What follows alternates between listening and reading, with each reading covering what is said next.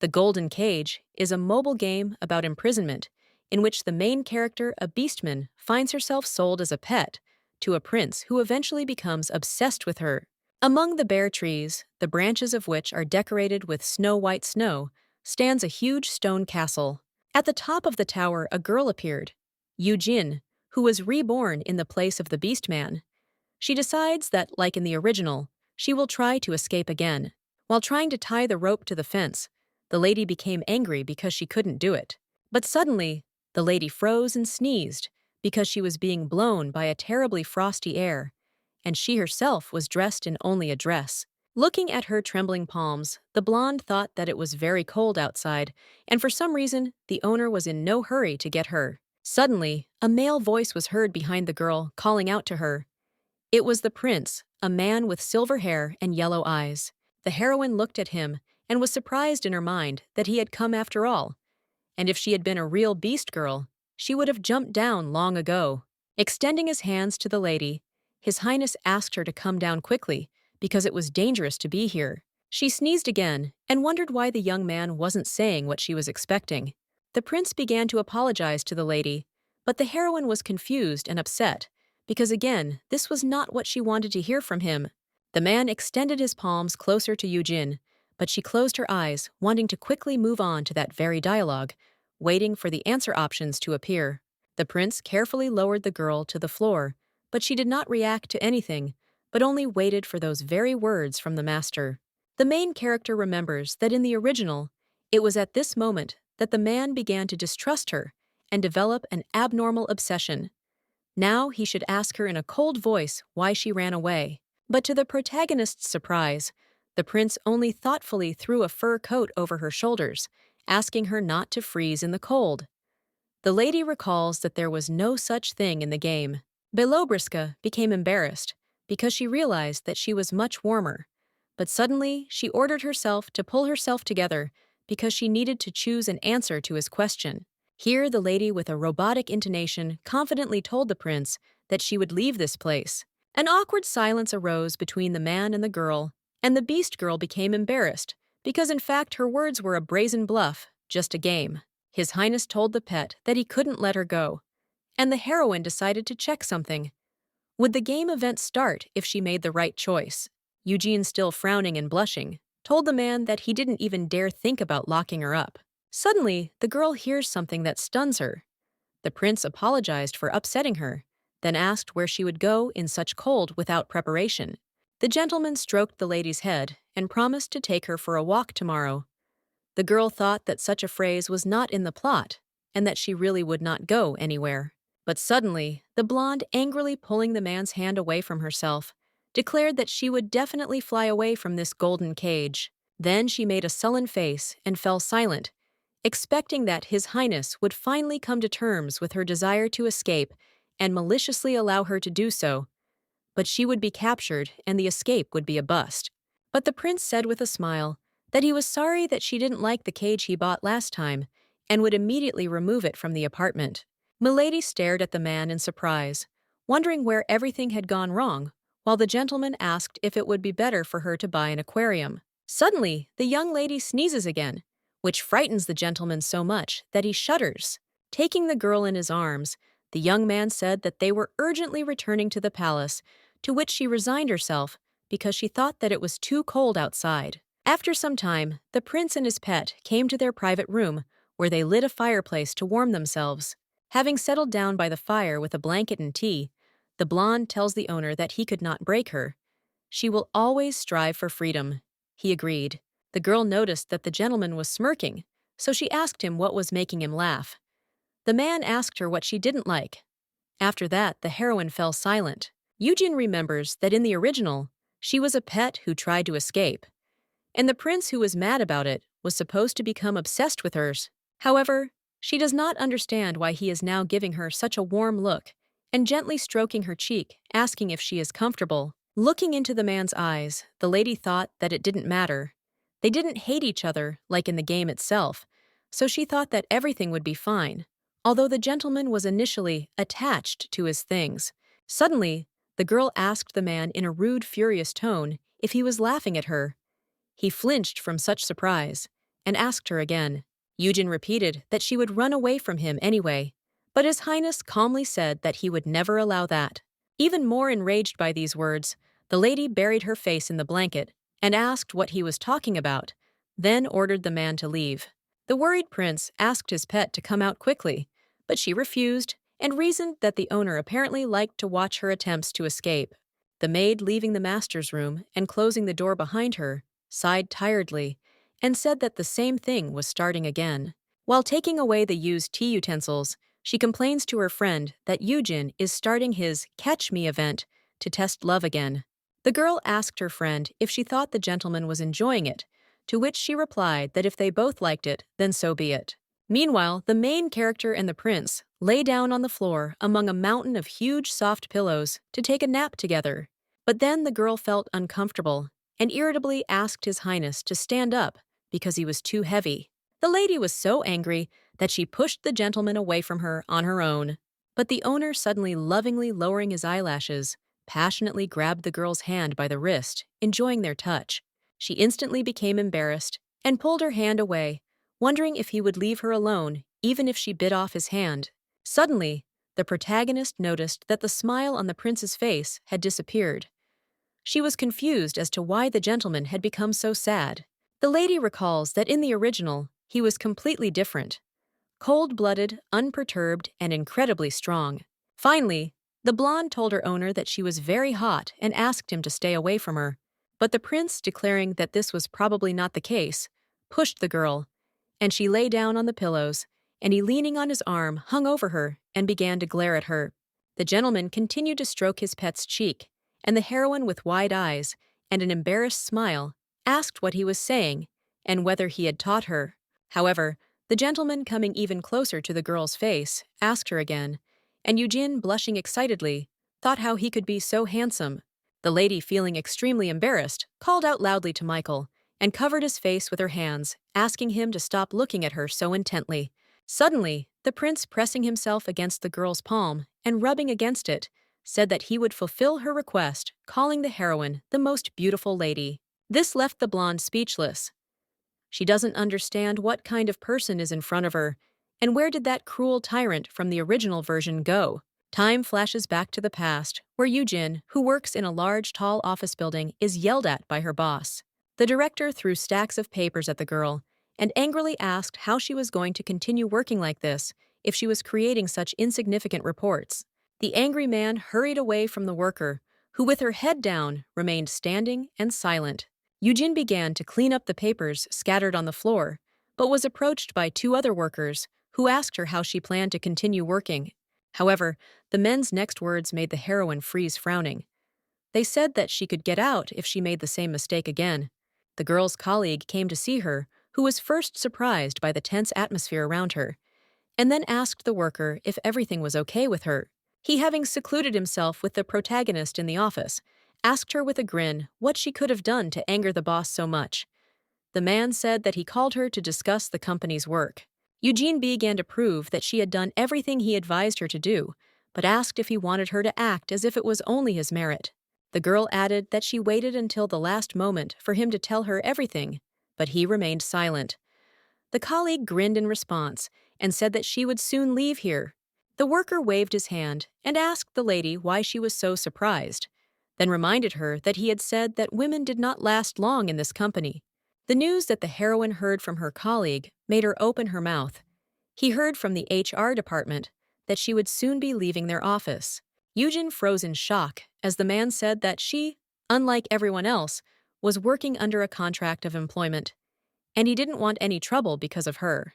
The girl, without saying a word, left the office, not understanding why she had been holding on all this time.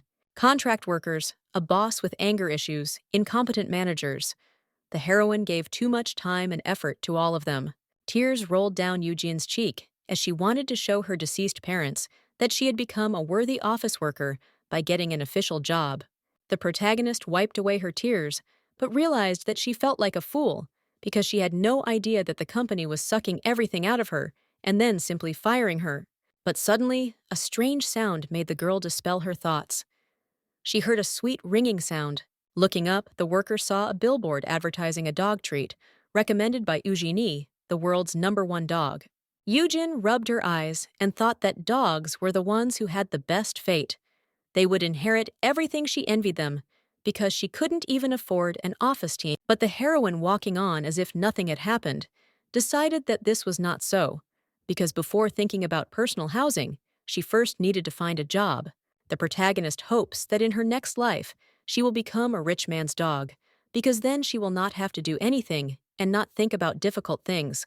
Suddenly, the sound of a phone ringing in Eugen's bag indicated that a new message had arrived. At the same time, the dismissed employee came to the pedestrian crossing to cross the road where the green light had already come on for people.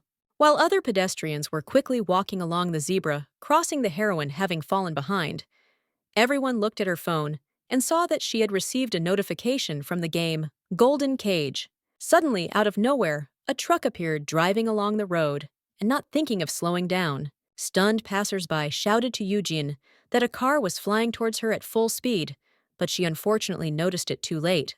Just one moment, and the asphalt is stained with scarlet spots, and the girl's phone falls nearby.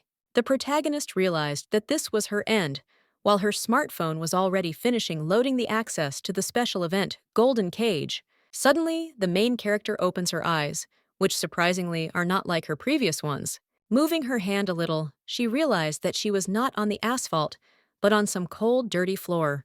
A sharp, disgusting smell hit the girl's nose, and looking around, she realized that she was in some kind of cage with some kind of half-children, half-animals. Then a girl with brown hair and ears appears next to her, asking her if she is okay, and if she wants a drink because she cried all night. The protagonist was alarmed by this child, but when she wanted to answer something, she could not, because she was so dehydrated that she could not speak. Noticing this, the girl with brown ears handed the heroine a container of water and asked her to drink.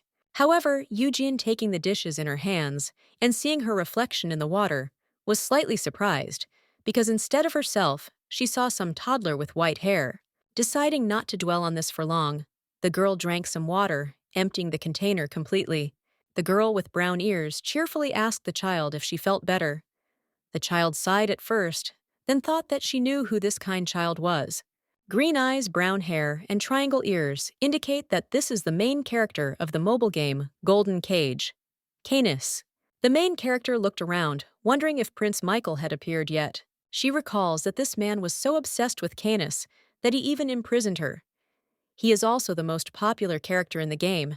Here, Canis asked her new friend to calm down, although her shock was not surprising, because she, like everyone else here, had been sitting here since yesterday. Eugene remembered that if there is a white-haired child next to the heroine, then this is the character whose hair turned white because his parents abandoned him. This is also the character that Michael kills at the very beginning to punish Canis. The protagonist thought the prince usually does not act like a madman. Canis cheerfully asked the girl her name, then introduced herself. At that moment, the blonde realized that she had really gotten into the game. Before giving her name, the main character thought about it, since in the Golden Cage, she had a strange nickname. But in the end, she decided to go by her real name, thinking that it would not be difficult to pronounce, so there would be no problems. Canis smiled and told her friend that she had a beautiful name, then asked if she had calmed down. She replied that she had, and then thanked her for the water. The new girl caught the attention of other beastmen, and the main character of the mobile game asked Eugene if she would mind telling how she got here, since everyone here shares their stories. The protagonist asked warily why she was sharing her story with them. Canis replied that if you knew how you got here, you could find a way to get out. Namely, you needed to describe what she saw outside the cage. At that moment, Eugene remembered that she was in the slave shop from the first episode where the main character was looking for a way to escape. But then she realized that she knew nothing at all, which is what she wanted to tell her new friend. But suddenly, the girls were distracted by the voice of a man, who, lifting a dirty red rag from the floor, asked what it was. This man turned out to be Michael himself, dressed in an expensive suit, a cloak, and armed with an expensive saber. The blonde's eyes sparkled, because she realized that since she was in a slave shop, this man was the first necessary event. While admiring the prince, the girl also understood why everyone likes 2D so much. The illustration in the game is the best she has ever seen. Meanwhile, Mr. Michael, lowering his stern gaze to Eugene, asked what this strange thing was. The young gentleman and the white-haired girl looked at each other for a long time when suddenly someone's hand appeared in front of the latter's face, as if it wanted to protect her. It turned out to be Connus, who, looking at Michael, hissed angrily like a cat. The man looked at her calmly and said that the shop was full of strange goods. Then he asked the merchant what kind of things were in the cage. The smiling shop owner replied that it was a very popular item, young beastmen who had no master. He added that wolf-kind beastmen were loyal and intelligent if trained. The moment the prince asked how much it cost, Canis growled and barked even louder. The irritated merchant asked the girl if she had gone crazy, and the heroine remembered that it was time for the first choice. Michael, furrowing his white eyebrows angrily and smiling, asked the little animal how she dared bare her teeth and bark at him. Eugen remembered that the player's choice would determine the ending of the game. Either Canis would continue barking at the man, or he would keep his mouth shut. However, no matter what she chose, she felt that the game had a bad ending, where the protagonist would die while remaining in the cage or while being punished for causing trouble. People who played Golden Cage enjoyed collecting different endings, but the heroine was always unhappy because she wanted one thing: freedom. Looking at Canis, the protagonist thought that she was very unhappy because such a life full of treasures means nothing if you can't change it. But suddenly, Eugene came to her senses because she caught herself thinking that in the moon palace full of treasures, nothing could be done or changed. Then she remembered that in her past life, she dreamed of becoming a rich man's dog. The heroine's mouth dropped open in surprise at the chance she had been given. Meanwhile, Mr. Michael calmly asked the merchant about the little animal girl with brown hair. Suddenly, Eugene, for no apparent reason, began to bark like a dog, loudly and insistently. The other beastmen, who were in the cage with the blonde, stared at her in shock. Looking at the girl who barked the loudest, the prince asked the shop owner if she was a beast person, to which he sheepishly replied no. Eugen, thinking that it was crazy that such an opportunity was only available to the main character, did not stop yapping, which caused confusion in her new friend. The protagonist thinks that she has already died once, but she does not want to do so in her second life. Having stopped making noise, she began to wait for Michael to respond. The man mockingly told the girl that she wasn't even a beastman, but she still barked. Then he declared that this was more interesting and asked the merchant for the price. The heroine, glad that the prince had finally said that very line from the first choice, stood up, deciding that now she too should make a choice. She firmly told the gentleman that he should not think that he could buy a person with money. After her brilliant phrase, Eugene stood there, pleased with herself, while the prince, the merchant, Canis, and the other beast children stared at her in shock. The merchant's nerves were already failing him, and Michael, covering his smile with his hand, told the girl that she considered herself a human being, although she had just been barking. She thought that even people could bark sometimes, then remembered that Canis had said that when she was angry, that the prince treated them like things. Michael chuckled and said that it would be nice to raise a savage who knew nothing, and then told the merchant that he was buying her. Eugen was so happy that her plan had worked out successfully that she glowed like a flower. While the girl was being taken out of the cage, she thought that she also had options available to her, even though she was not the main character, and she remembered all the events necessary for the finale, so everything would go smoothly. Canis, who remained in the cage, called out to her friend in alarm, but she smiled ominously and decided that, unlike everyone else, she did not need freedom. Looking out the window of a moving carriage, she remembers that even in Korea, she was a servant to her boss. Now she cares about nothing but comfortable sleep and delicious food. Admiring the luxurious castle visible on the top of the mountain, the heroine realized that since she was going to be a nobi, it would be better to be in a great house. Soon the prince arrived on horseback to the palace gates, where he was met by 2 guards. Then the guards, while the main character had already jumped out of the carriage, approached the coachman and said that they would carry the things themselves from now on. Eugen wasted no time in rushing after the master, but then another guard noticed her. The man blocking the girl's path with a spear ordered her to stand still and declared that she was not allowed to enter further. However, the girl did not lose her composure and called out to Michael at the top of her voice, who, hearing this, flinched and stopped. The little slave continued to call out for her master, while the guard stubbornly shut her mouth and asked her not to make so much noise. The prince, glancing at the girl out of the corner of his eye, ordered the guards not to hold her back and to let her through. The embarrassed guard immediately let go of the little girl, who had already choked to death in his hands. Having regained her freedom, the protagonist ran after the young gentleman, her bare heels flashing. As soon as the prince reached his palace, he was immediately met at the entrance by a maid and a butler, who were very surprised by the new man. The main character was hiding behind his highness, looking at the servants with interest. The man asked Michael who this girl was, but he didn't answer him, and only asked him to wash the child from the dirt, after which he went on about his business. The maid, looking at Eugene's unkempt hair and her dirty clothes, said that she agreed with the prince, and the first thing to do was start with the bathroom. The maids wasted no time in preparing a bubble bath for the little girl. They also helped the girl with her bathing. After this, the servants dressed the slave in a nondescript but clean and new outfit. The maid tells the little girl that when she asked the prince about her, he only told her to stay in the palace, but did not tell her why. So the woman asks Eugene to tell her why she is here. At this point, the main character remembers that in the original story, Candace was also a maid, although no one asked her to be one. But the protagonist herself, with a smug smile, answered the woman that she was now the owner's dog. Hearing this, the maid and the two maids opened their mouths in surprise and stared at the slave, unable to utter a few words.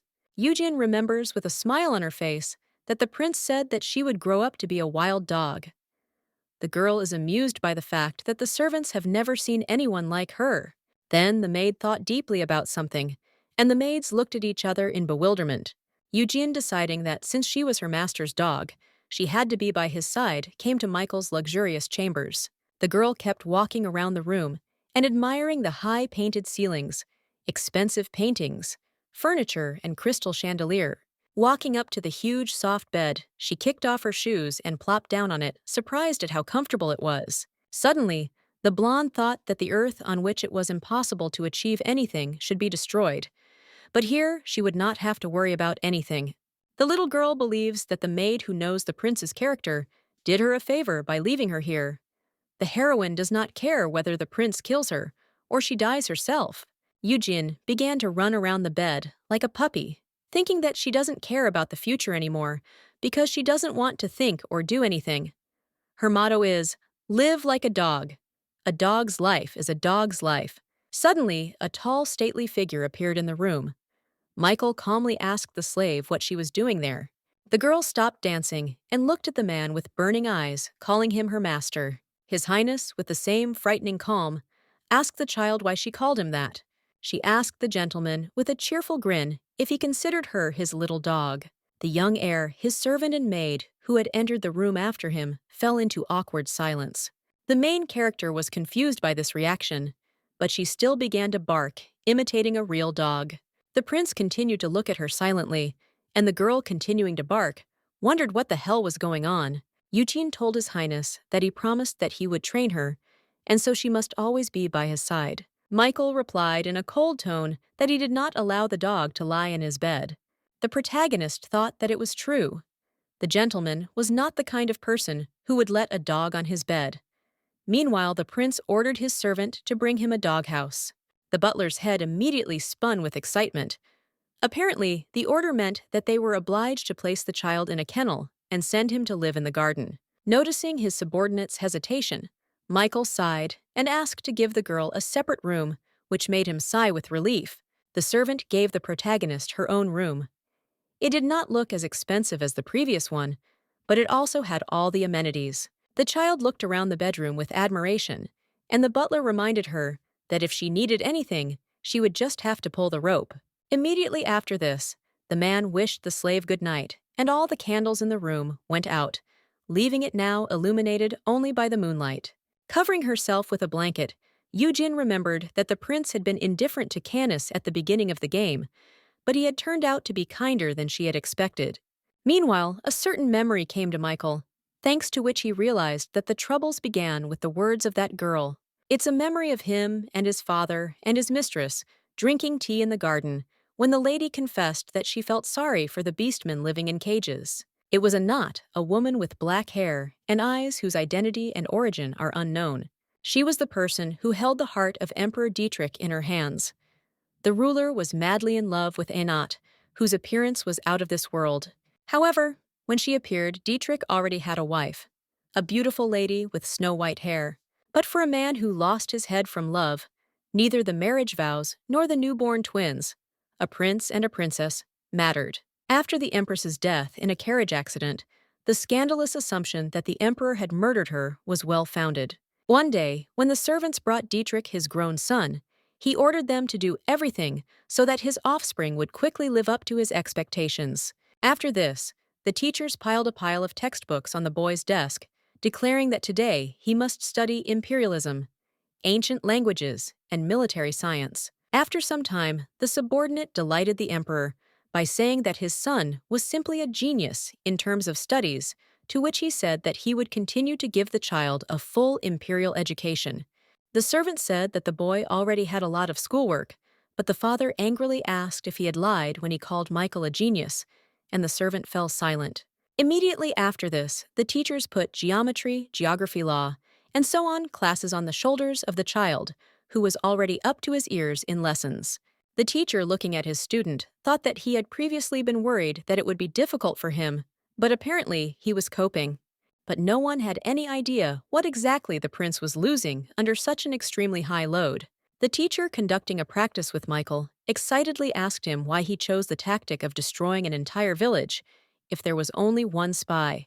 The boy calmly replied that he did so because it is the most effective in the information war. The teacher reminded the student that he was putting innocent lives at stake, but the prince calmly asked what was wrong with that. The baby's cold-blooded answer surprised and frightened them very much. But when they realized that something was wrong, it was already too late. Several years later, the emperor tells his grown-up son that it is time to involve him in government work. He took the scroll in his hands and said that it was an agenda from the provincial estates, after which he ordered that what had happened be sorted out and everything be resolved. Throwing the documents at Michael, who was kneeling, Dietrich said that he thought he was well suited for the job.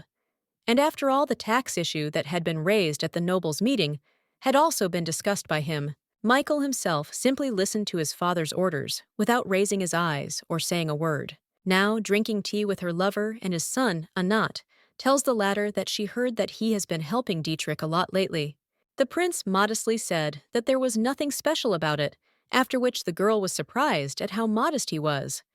And in this, he was not at all like his father. Here the king intervened in their conversation, asking his mistress not to look at other men except him.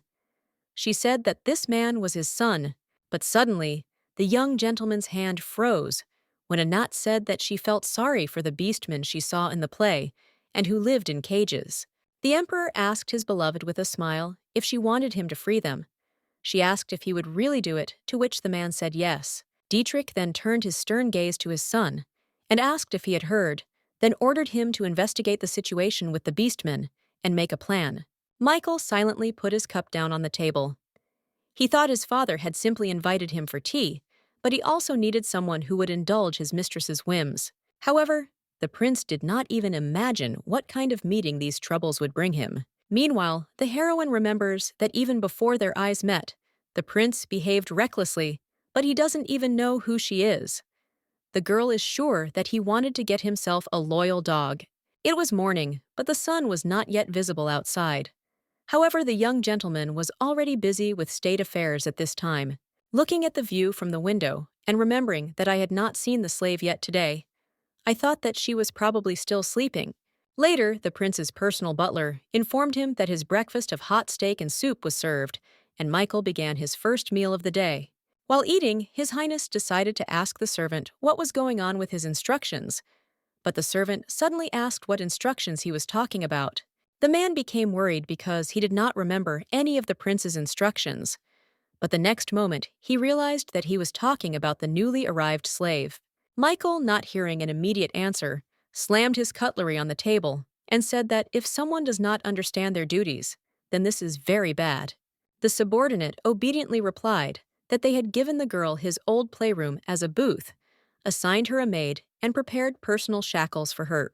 The young gentleman took the iron collar in his hand and asked what it was for. The butler explained that they could be blown up if the slave decided to escape. But before the servant could finish speaking, Michael lightly squeezed the shackles in his hand, which instantly split into several pieces.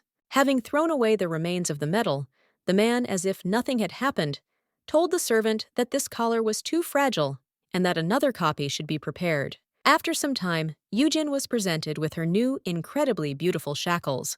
But the girl, looking at the product with bewilderment, asked what it was. Michael, watching the little girl examine the collar, thought that the last time she got away with staying in his chambers was because he was generous. Thinking that it was dangerous to wander here so she would not leave the palace, he explained to the girl that these were her shackles, after which he wanted to explain something to her, but did not have time since something distracted him. The man fell silent when he saw Eugen smiling childishly, put the shackles on herself. The young master was a little confused by this, but he asked the slave if she knew what it was. The main character, mentally surprised by the shackles that Canis had prepared for her, happily asked the prince if this thing was for her. Michael's eyes widened slightly in shock. He couldn't believe that she actually liked that collar so much. At this time, the protagonist, still rejoicing over such a gift, thinks that Canis may not have liked it, but for her it is a guarantee of safety. However, Michael is in no hurry to rejoice about anything. He thought about what the blonde believed in if she put this on without hesitation. The man remembers that all the noblemen he knows around him always tell him with a smile that he is a very fair man. But he knows what they say behind his back. They call him an insensitive, chilling, cruel tyrant. His Highness doesn't deny it, but he sincerely doesn't understand why Eugen trusts him so much. And doesn't she have a simple instinct for self-preservation? Having decided that his dog was too naive and stupid, the prince thought that it would be better for her to never leave the palace. The butler, standing to the side, wondered at what point the successor's self-defense means of creating a protective shell, recognizing location, and protecting against the cold began to be called shackles. A sunny morning arrived, and two maids obediently served the girl a delicious breakfast in bed. One servant offered the little girl a piece of cake to eat, and another, smiling, asked if she should bring her the cookies she had liked yesterday. But the heroine thought about the fact that Canis and Prince Michael in the game were about the same age, but since the latter is now 16, then she herself is younger. She wondered if it was possible that she simply didn't look her age due to malnutrition, since she had rather small arms and legs. The maid continued to offer the young lady various sweets to try, and this time she provided pudding. She handed the girl a spoon with a piece of it. She opened her mouth with pleasure, thinking that thanks to this everyone thought she was a child, and treated her kinder, so everything was fine. After having a delicious breakfast, Eugen yawned. She wanted to sleep again after eating, even though she had slept a lot recently. The girl decides that it doesn't matter, and she'll sleep again because she doesn't have to go to work anyway. The heroine thinks that a dog's life is just a fairy tale. But a week later, her look was unrecognizable. There was no longer joy in it because the dog realized that for a whole week she had only eaten and slept, eaten and slept. Wrapped in a blanket and not leaving her favorite bed, the protagonist thought that no one was telling her anything, but she felt that it was time to change something. Suddenly, the girl's attention was drawn to the warm sunlight coming through the window. Thanks to this, she understood what she wanted right now. Changing into an elegant light green dress, Eugen came to the garden and, looking at the sky, thought about the last time she went outside. But then her gaze fell on a gazebo, a Western-style pavilion, the beauty of which greatly impressed the little lady. Arriving at the gazebo, she took off her shoes and climbed onto the bench because she was very tired, because she had not moved for a long time. The girl decided to rest here. At this time, Michael is at a meeting where some noble people, tearing their throats, believe that the project should be on their territory, but others deny it because their time has come to help the prince. The young gentleman himself only frowned and silently listened to the quarrel between the duke and the nobleman, who could not agree on anything. But at one point, His Highness's nerves could not stand it, and he suddenly rose from his chair without uttering a word. The man started to walk away, but the servants tried to stop him, saying that after spending so much time at the meeting, he couldn't just up and leave. Michael, continuing to walk, is angry that a bunch of aristocrats are already jumping to a new problem when he hasn't even dealt with the beastmen. Suddenly, the gentleman stopped, deciding that sooner or later he would find someone to take their place. The young man then continued to run, turning sharply to the right, which stunned the guards who were trying to catch up with him and bring him to his senses. Eventually, the prince's feet led him into the garden, where he went straight to the gazebo. But suddenly, something unusual made him stop. The two guards behind him did the same. Michael saw his dog on the gazebo bench, sleeping sweetly curled up in a ball. The subordinates immediately became nervous, because this place is intended exclusively for His Highness, where outsiders are not allowed to enter. And this happened at a time when the prince was in a bad mood. The main character, not noticing the stranger's presence nearby, sneezed loudly, causing the air to flinch. Not wanting to turn to face the guards, Michael asked what they were doing, to which one of the men excitedly asked what he meant. The prince, without further ado, ordered the two to hide, and they, frightened by his severity, loudly, almost shouting, answered that they would leave immediately. The young master asked them not to react so noisily, and they realized their mistake. Then the prince told his subordinates that they had to bring him something.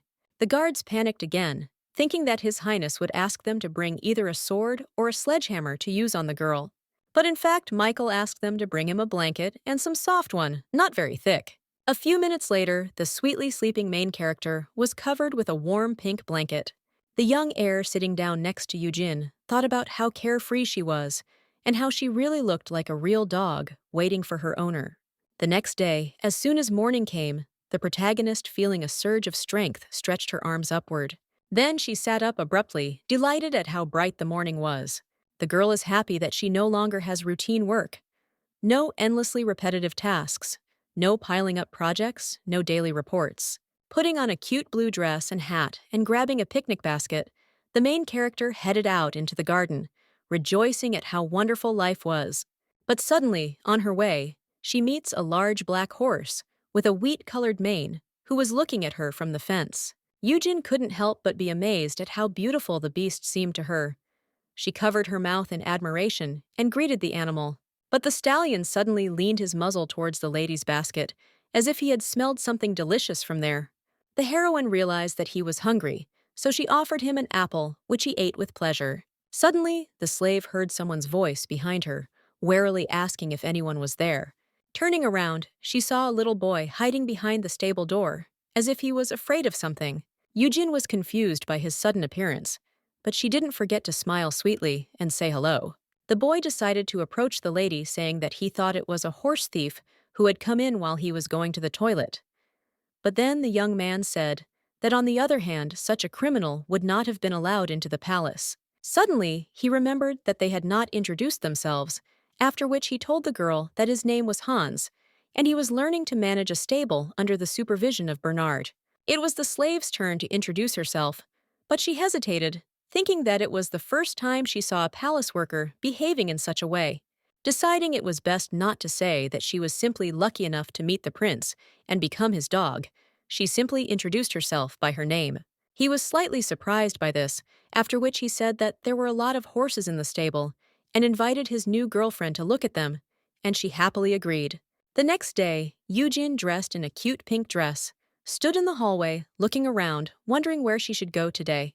She set her sights on several places at once, believing that the owner's house is her home too, and the dog never asked permission before going somewhere. But then the girl's sights were set on its target, Michael's office, where she decided to have a snack.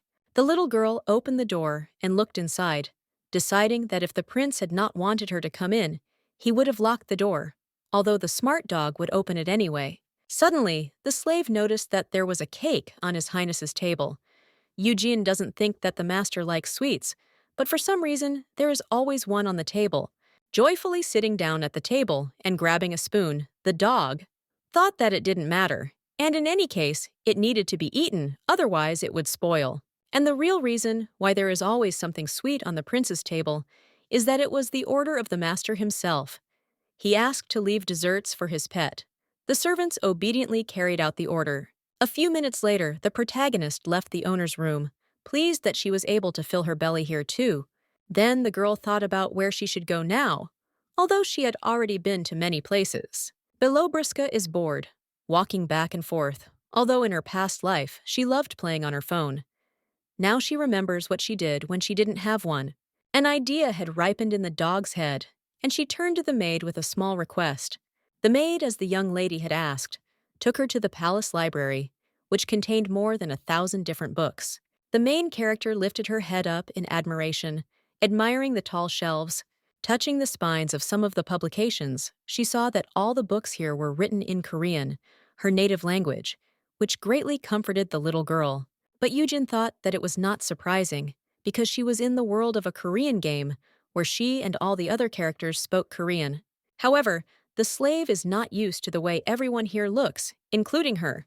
What can we say about Michael, whose beauty is far from Korean's? Suddenly, something made the main character emerge from her thoughts and look away. Not far from her, the girl saw His Highness, who was quietly dozing comfortably, located on the sofa. Looking at the gentleman's face, the dog thought that he looked tired, and the emperor, who really doesn't know how to be a real parent again, dumped all the work on his son. The lady thought that Michael looked grown up, although he was still so young. But suddenly the sleeping prince frowned at that moment and mumbled something unintelligible. The main character approached the man and reached out to him with her hand, thinking that he was having nightmares. But at one point she froze, wondering whether she should wake up the master, whether she could do it at all, and where the line of what was permitted was. Suddenly, the young man began to mumble something unintelligible again, which frightened the girl, and she pulled her hand away. In the end, she decided that she was a pet after all, and didn't have to worry about that. So she sat quietly next to the heir. Looking at the sleeping prince, the girl remembered that, in the game, he was calmed down when someone sat motionless next to him. The protagonist closed her eyes and blushed, thinking that this did not mean that she wanted to comfort the owner, and sat here only because it was warm near the fireplace. Yujin closed her eyes, deciding that she would take advantage of this strange coincidence if it would help His Highness get rid of his nightmares. Without understanding how the main character dozed off, which caused her to lose her balance and rest her head on Michael's shoulder. This woke up the young gentleman, after which he looked at his dog, who continued to sleep. The man tried to move, but this resulted in the girl falling face down on his chest in a daze. The baby never woke up, continuing to sleep on the prince, which surprised him greatly, although he barely moved. Michael, calmly watching the girl snore, stroked her snow-white hair, and then thought how warm she was. At this time, the main character, being in her old body, lies in bed in the darkness, but then the alarm clock rings for 7 a.m., ordering her to get up. The alarm clock kept playing, but it only made things worse for the girl. She was all sweaty and half asleep, mumbling about how she already had to go to work. But suddenly, she wakes up sharply in her former body from someone's words that if she needs to get up, then let her do so. In front of her, Yujin saw His Majesty's face, which was very close to her. The young man asked the pet if she was delirious just now. The protagonist screamed in surprise and wondered what was going on. The man covered the girl's eyes with his hand and said that she could rest and that everything was fine. She obeyed him, but wondered what she was doing on his lap. Suddenly, the girl, thinking who would want this to continue, covered her forehead so that the gentleman could no longer touch her. However, from the drooping corners of the young man's lips, the young lady realized that this upset him. The little girl was embarrassed by the fact that the gentleman was looking her straight in the eyes, and she scratched her hair with her fingers, hinting that it would be better for him to stroke her hair. There was no trace left of the gentleman's sadness. He smiled, albeit imperceptibly. The heir began to stroke the pet's silky hair, and Yujin sighed in relief and thought that sometimes he should be allowed to enjoy the right to raise a pet. The heroine noticed that she was beginning to fall asleep, but her mood had improved. But then she remembered that she wanted to ask the owner something, which she did. The prince responded to the girl's request with consent, after which he said that it would be better for her to sleep. The dog fell asleep on the man's lap, remembering that he had promised to fulfill her request. The next day, the heroine, riding a horse that decided to snack on a tree, tells the animal that it is not allowed to eat what grows in the garden. Yujin smiled, smugly proud that she managed to ask the question before falling asleep. She remembers how it was. A girl lying on the gentleman's lap asks him for permission to ride a black and brown horse, and he allows her. Driving further, the lady thinks that a living creature is a completely different matter, and before approaching someone else's animal, you need to ask the owner's permission. Having ridden the horse to her heart's content, the girl drove it into the enclosure, saying goodbye sweetly and affectionately, calling the mare Ding Ding. The pet hurried to the palace but limped along the way because she had sprained her leg. She likes horse riding, although it is not an easy sport. But suddenly, Yujin, walking along the corridor of the stable, notices something to her right that really interests her. Among the pile of all sorts of garden things, the girl noticed a hammock and a hanging swing that were lying on the floor as if no one needed it. The protagonist was very happy with the find and realized that she simply had to hang them next to her shelter gazebo. She decided to ride them first and then go to sleep. Very quickly, the girl came to her gazebo to bring her idea to life. But suddenly, she stopped and frowned, because one strange thing alerted her. The little girl doesn't understand why, no matter how she ties the hammock to the tree, it still falls. The lady thinks that something is wrong with the hammock. The same thing happens when she changes the tree where she could hang it. The heroine decides not to despair, and instead of a hammock, try hanging a swing. After some time, Eugene found a perfect tree with a thick branch, which made her very happy. However, this branch turned out to be so high that the dog could not even reach it with his hand.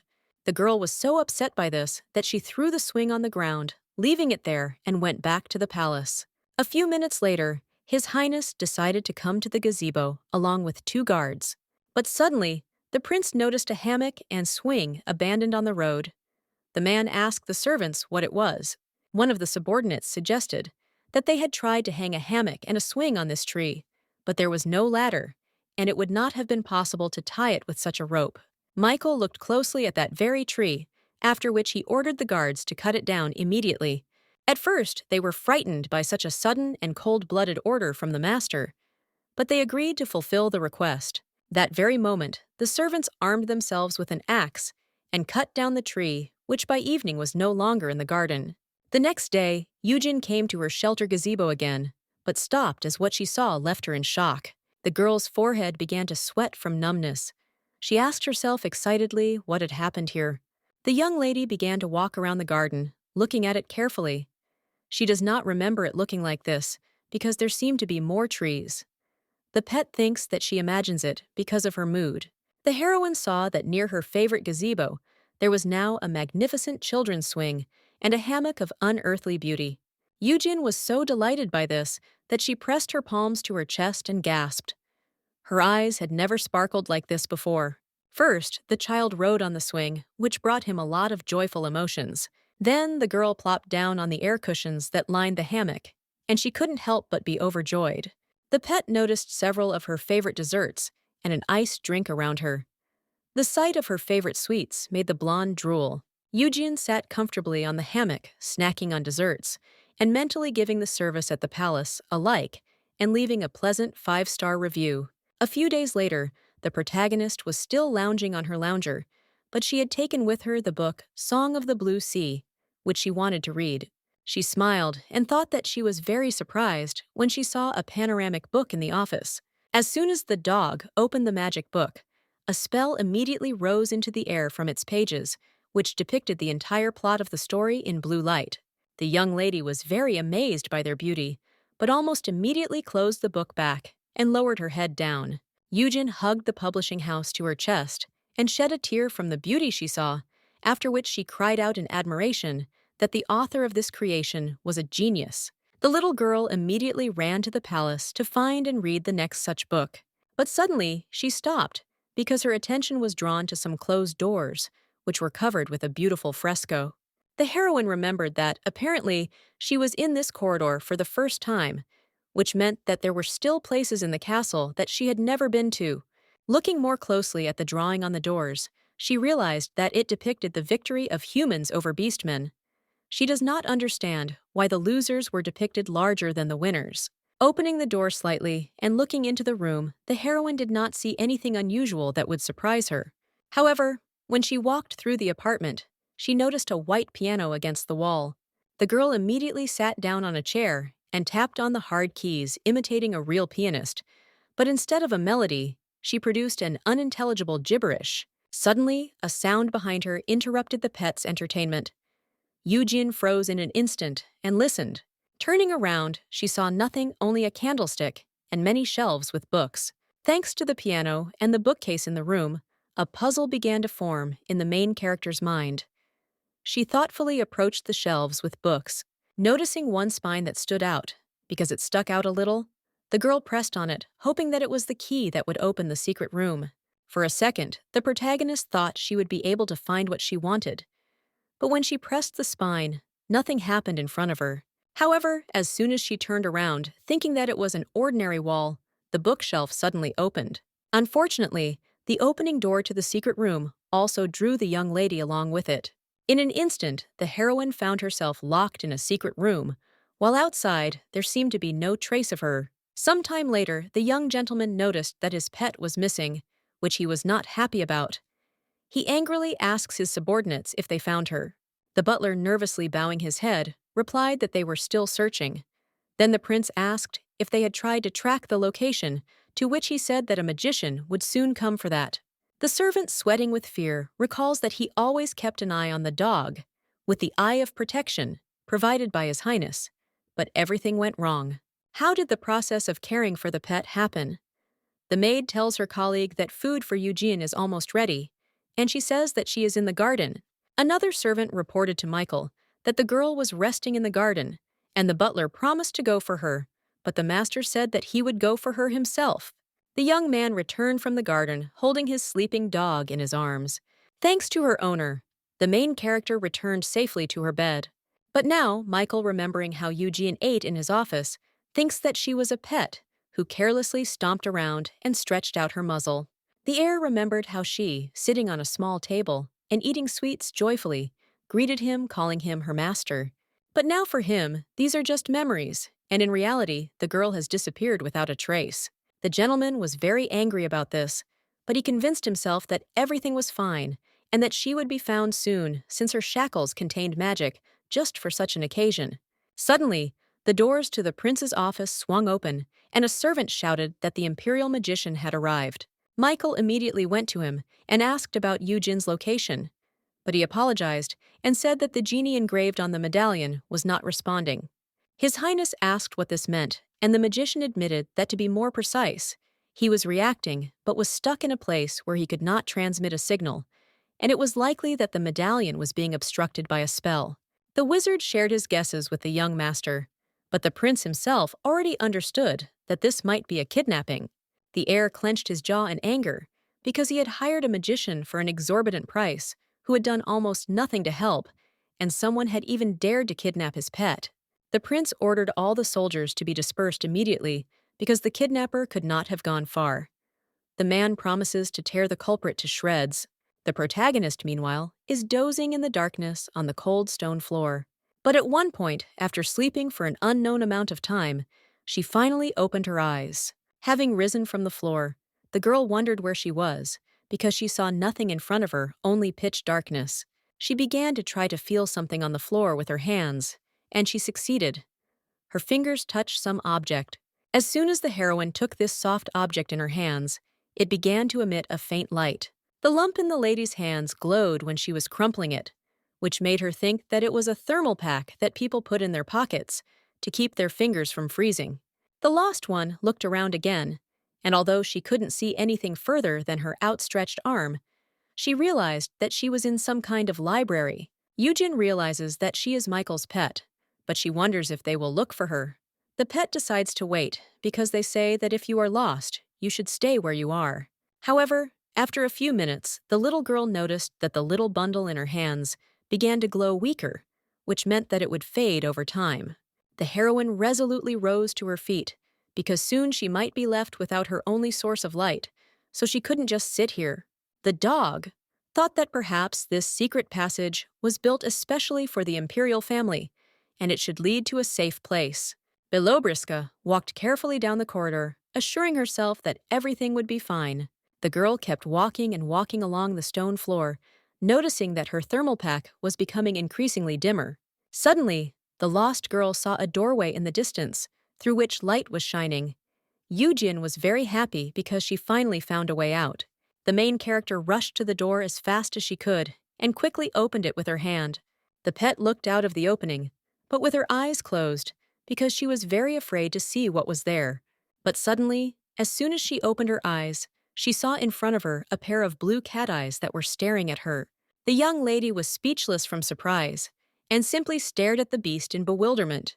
The owner of the gorgeous blue eyes turned out to be a small white tiger cub who was heading towards the protagonist with interest. Yujin was so touched by this handsome man that she covered her mouth with her hands in admiration. The animal ran around the girl studying her, and the pet remembered that this tiger cub was called Kun, and in the mobile game, he was drawn as an adult. Kun didn't influence the game's plot, but he was still included in the splash screen. The creators drew every detail on his art, which made him look great. Looking around the room, she had come to the dog, thought that if she had met a tiger cub here, then these were most likely the chambers of Princess Rafaela. The little girl remembered that Rafaela was a minor character in the game who appeared from time to time, so it was difficult to determine her role in the story. Eugene's attention was drawn to the laboratory equipment on the table, and she assumed that the owner of the room was researching magical medicines. Then, the heroine noticed a stack of papers on the table with text that interested her. But as soon as the blonde took the papers in her hands, what she read shocked her. Suddenly, Eugen heard a voice behind her, asking who she was. The girl turned around worriedly. Behind her, the protagonist saw an expensively dressed young girl with blonde hair who was stroking a white tiger cub in her hands. The little dog, instead of introducing herself, blushed and happily called Raphael a writer because the papers she was holding in her hand were a continuation of her favorite book, The Song of the Blue Sea. The princess shuddered at the cry of the unexpected guest and asked what she was talking about. After some time, Rafaela and Eugene were talking together, where the heroine told the lady how much she admired her book. She thanked her by feeding her sweets. Belobriska continued to say that she did not expect such an ending to the book, to which the princess only smiled modestly and asked her to chew well. His Highness's sister looked at the protagonist and remembered that she was the girl rumored to be. Suddenly, the pet froze, covering her mouth with her hands, as if she felt something unusual in her mouth while chewing the dessert. The worried princess asked her what it was, and if she liked the food, thinking that she did not need a cook who was unable to please a child. But instead of complaining, Eugene said that she really likes this sweet and spicy dessert because she hasn't eaten delicious Korean food for a long time. Rafaela smiled and told her friend that it was a colorful fruit, and they had a lot of it in stock, so she was allowed to eat as much as she wanted. The lady said that they had some juicy apples in the warehouse and suggested that her friend go there, to which she agreed. The girls left the room, but suddenly, the little girl saw two servants in the corridor who were discussing the disappearance of a dog from the neighboring palace, but did not suspect that it was actually a person. The pet wondered how much time had passed since she left, and whether they were looking for her yet. Then the heroine was visited by the thought of whether Prince Michael was worried about her. But the girl forced herself to throw these thoughts out of her head, because this couldn't be because she was not the main character in this game. Eugene apologized to the princess and said that it was time for her to go home. The smile disappeared from Rafaela's face, but she extended her hand to the child and asked if she had come from Michael's palace, and if so, she could take her there. Suddenly, a sly smile appeared on the lady's face again, and she thought that she too had something to say to her brother. The doggie happily agreed, and together with her friend went to her native palace. Meanwhile, the search for the missing girl is still ongoing at Prince Michael's palace. The palace workers gathered around His Highness, who, pointing a sword at his servant, said that not only had he lost what belonged to him, but he still had not found any clues. The subordinate trembled and sweated from how close the blade of the sword was to his throat. He tried to somehow convince his master, but the prince, looking at him angrily, asked why he needed a head on his shoulders if he was so useless. The man swung his sword, after which only a terrifying human scream could be heard. Butler Bartel always considered himself lucky to work in the prince's palace, because unlike the imperial one at least, here no one was killed for mistakes. But that's what he thought exactly, until today, when Michael pointed his sword at his guilty servant. But as soon as His Highness swung his sword, he froze when he heard the voice of a girl behind him calling him master. Turning around, he saw Eugene looking at him as if nothing had happened. The subordinates who had gathered around were very happy to see her return. Michael took his sword away from the guilty servant, whose whole life flashed before his eyes. The prince carefully scanned every hair, every thread, every centimeter of his pet's skin. The man exhaled, because at first glance, the girl had no injuries, only minor dirt stains on her clothes. Meanwhile, the dog looked around excitedly, not understanding why there was such a tense atmosphere and why everyone had gathered here. The young lady decided that her intuition was right, and at such moments, retreat was the most effective tactic, which is what she was going to do. But suddenly, she was stopped by the princess, who, amazed at the disorder around her, called out to the prince. Eugene was surprised by this, because it turned out that Raffaella didn't just bring her home in her carriage and accompany her. His Highness was so surprised by his sister's appearance that he frowned in bewilderment and stared at her. The young man asked her what was going on, and the lady said that the girl had asked to be taken back, and she had decided to accompany her, but she also had something to tell him. Michael continued to look at his sister, wondering why she had decided to accompany her pet all the way to the palace. Meanwhile, Raffaella gave her maid a special gesture, and she opened the cage, which was covered with a white cloth, and lay in the carriage. The princess picked up her tiger cub, who jumped out of that cage and called out to the main character. The girl then gave her animal into the child's hands, after which she looked closely at how they looked.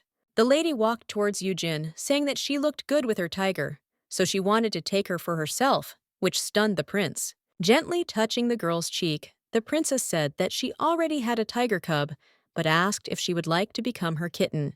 But suddenly, Michael, shielding his pet with himself, asked his sister, who told her that his dog could become his cat. She replied that she liked the heroine because she was very nice. The lady explained to her brother that she was there to discuss this with him because she had his seal on her. The man said it was nonsense, but the princess, pointing to the girl's shackles, asked why she was wearing such a simple necklace. Raphael says that Eugene would look much better wearing a necklace with her seal edged with a silver vine to highlight the beauty of her neck. However, Michael pulled his sister's hand away from his pet, ordering her not to touch it. The prince decided to go to the palace as soon as possible, and taking the child with him, he told the princess that he could not take her back because he was very busy. But the protagonist slowed down because she remembered that she had Kuhn in her hands. She lowered the beast to the ground. Raffaella called her pet to her, and the tiger cub ran to his mistress.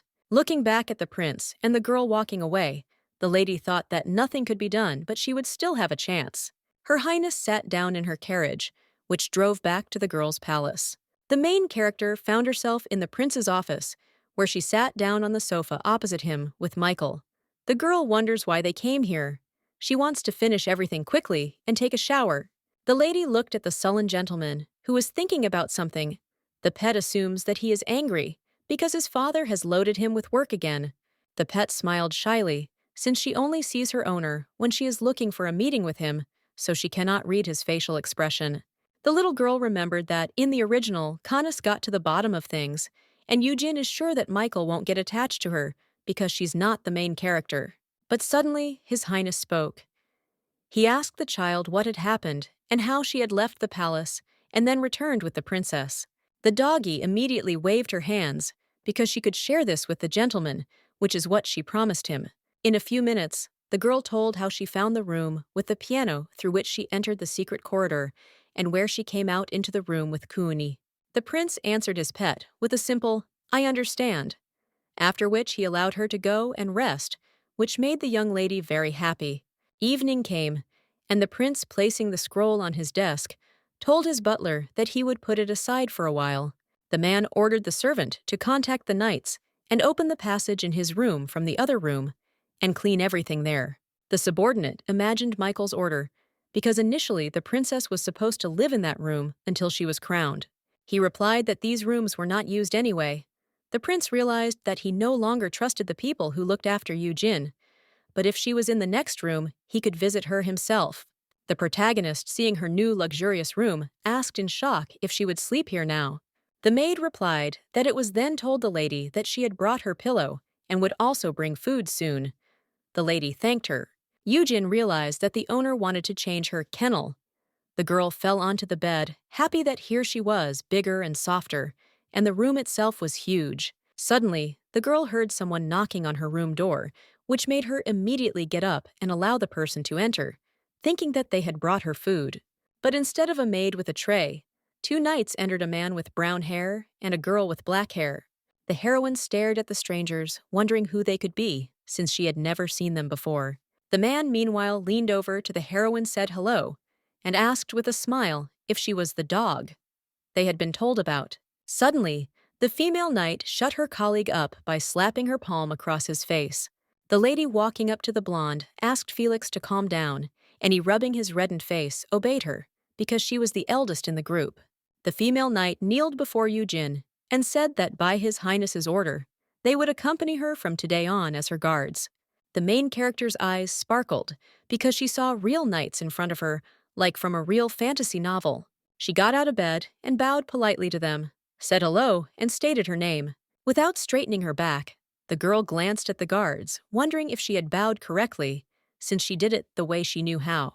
Suddenly, Felix leaned towards the lady again, which frightened her greatly, and said that from now on they were her escorts. The man introduced himself and said that he was a swordsman with a strong and sturdy body. He allowed the child to call him Master or Lord Felix, but his girlfriend sternly ordered him to stop fooling around. The knight, trembling with fear at the evil expression on his partner's face, said that he would not do it again and asked the girl not to make faces like that anymore. Felix decided to introduce himself to the dog properly, so he kneeled before her and said that from today on he would protect her. Then the young man stood up and asked his girlfriend if he had done everything right, but she simply ignored him. The main character came to the table and asked the knight Harton to sit down at the table. The girl pays attention only to the girl and does not even look at the man. The guard thanked the little girl for her hospitality. Yujin asked her if she had eaten today, and she, forgetting about Felix, said no. The girl excitedly asked the night girl how she would feel about eating with hers. The saddened man did not answer, and Harton said with a smile that she would be only too happy to accept her offer. At the request of the doggy, the servants, in the shortest possible time, set the table in her chambers, consisting of delicious desserts and meat snacks. The protagonist ate the food with pleasure, thinking that she was very pleased to eat in company, and even with such cool knights. The girl admired Harton, who was calmly enjoying her meal. At the same time, Yujin did not even look at the other knight. Suddenly, something interested the blonde, and she asked her favorite if she liked sweets, because she had been eating them ever since she sat down at the table. The girl blushed and replied that as a knight, she should avoid variety in food, but sugar was necessary to replenish energy. But Felix said with a smile that his colleague was simply afraid of gluttony, and she was the only one who so strictly adhered to the knightly commandments. She shyly asked her colleague to speak more quietly, and the pet, admiringly covering her mouth with her hands, thought that the fact that Harton secretly had a passion for sweets was very cute. The heroine handed the guard a piece of cake with strawberries, sweet cream, and delicate biscuit, and offered to try it. But when the child wanted to try a little of this dessert, her hand accidentally jerked, causing the girl's nose to get dirty with cream. Noticing this, the night girl did not leave the little lady in trouble and offered her help. Wiping the cream off the doggy's face with a napkin, Harton smiled and said that it looked much better this way. The protagonist stared at the woman with loving eyes, thinking that even her boyfriend in her past life had never done that. Felix, silently watching the conversation between the two ladies, thought that the little girl's eyes were shining when she looked at his friend. Suddenly, Eugene finally looked away from her pet and met the man's gaze. The knight decided not to miss the opportunity to wink coquettishly at the girl, but she just turned away in disgust, sticking out her tongue. But despite this, the guard continued to laugh at her. As Felix picked at his food, he thought about how this was complete discrimination, and although he didn't like this task, it wasn't that bad. The young man believes that Knight Harton would not waste time in such a place. She came to the city from the village as a child, having shown her talent for fencing. She has a rare talent and is the youngest knight to take the oath. This girl is the first to defeat the Wyvern, and for the countless missions she has completed, she has been dubbed the Invincible Legend. Felix recalls that when he first decided to join the order, he was very upset by the way he was treated and by the other knights in general. The man is unhappy that they are first forced to perform menial tasks and then sent to watch the dog, although this was expected because he does not enjoy the favor of the imperial family. Meanwhile, the main character happily asked the girl if she wanted to try some hot chocolate. She said that she would not refuse her offer, after which she thanked the girl. Eugen beamed even brighter and said enthusiastically that she liked hot chocolate too. Felix, looking at his pet, thinks that it was a clever trick because he was afraid that he and his colleague would become servants for the girl. But it seems that everything is not so. The man also remembers that he needs to get a copy of Harton's collected works, and it seems to him that he can talk about this with the little girl. The knight thought so until Eugene pointed her finger at him and happily declared that he was now bankrupt. He sweated from excitement and asked in shock how this was possible. He asked not to say that, then asked why he didn't have enough money. It turns out the girl and her guards were playing a board game about business. The young lady said it was because he had squandered everything. The pet, enjoying his opponent's loss, says that this is what an aristocracy is for, and he doesn't even know how the banks take interest from him. The dog spent a lot of time watching Felix in games, but he whose physical strength, status, and education were not comparable to hers always won her, be it a knight's duel cards or Kalonzwi. In the end, the girl decided that she was an unlucky person, and her opponent was simply invincible. But at the very last moment, the heroine remembered that the main thing in the game is to establish balance, and in a game where everyone has a chance, she has an ace up her sleeve. Belobriska gave herself a name, a professional of Paruma, a board game about Monopoly. Looking at the knight, the girl thinks that this man who has lost his luck in the game has an understanding of economics at the level of an educated aristocracy. Harton explained that real estate and valuables should be purchased according to status, and if he spends more than he earns, he will go bankrupt. Felix asked if he had any territory left, but Eugen said that even if they added it all up, it wouldn't be enough, and the bank wouldn't help him. The girl added that noble families use their debt as an asset, but she does not believe that this is so deeply rooted in society. The guards began to argue about who was smarter, and the protagonist did not stop laughing. Living alone in the palace was not bad, but she had much more fun with them. Meanwhile, Prince Michael, stopping near the table where his pet usually dined, began to think seriously about something. The young man cannot understand why she does not touch the desserts that he regularly leaves for her in his office. The next day, the servant handed His Highness a letter and said that a request had been received from Sir Barin, the commander of the Knights of the Imperial Palace. The master asked if he wanted to send the Imperial Knights, to which the subordinate replied that he did, because the matter was urgent. The prince asked where the commander was now, and he said that he was in the training ground. Then Michael rose from his chair, admitting that he wanted to stretch his legs a little, and invited the servant to go with him to Baurin. A few minutes later, the heir opened the doors of the training ground from which the sounds of fighting could be heard. He walked down the corridor and stopped to watch Felix and Harton training against each other with swords. But suddenly, the gentleman's attention was drawn to something else. His dog was watching his favorite with incredible delight, admiring her every movement. The man realized that the girl had been there all this time, and that she looked good. Meanwhile, the knight's fight ended. Harton defeated her opponent by putting her blade to his throat, and the man's sword flew off with a ringing sound. Eugen, seeing that the girl of her heart had won, clapped her hands joyfully. But at that moment, His Highness suddenly became alert and listened to what his pet was saying. The little girl, holding out a towel to the girl and offering her the chance to wipe the sweat off her face, said she had tried very hard. Harton, smiling, said no. Michael was so angry at what he saw that he dug his fingers into the stone wall, causing cracks to form. He says the girl was too attached to them. Suddenly, a man appeared next to the heir. Sir Barin. The knight asked the master why he had not called him immediately. The prince said that he had seen his letter and asked if he needed a talented warriors. He answered decisively that it was so thinking that His Highness was using Harton as a pet escort and he should take her away. The commander was about to explain to the gentleman how he needed a strong knight, but he suddenly, without hesitation, replied that he would allow him to take the girl. The man fell silent because he was alarmed by how easily the prince agreed, and this meant that there was some kind of catch to it. Biorin said that he might not take her, since this was not the only way to solve the problem.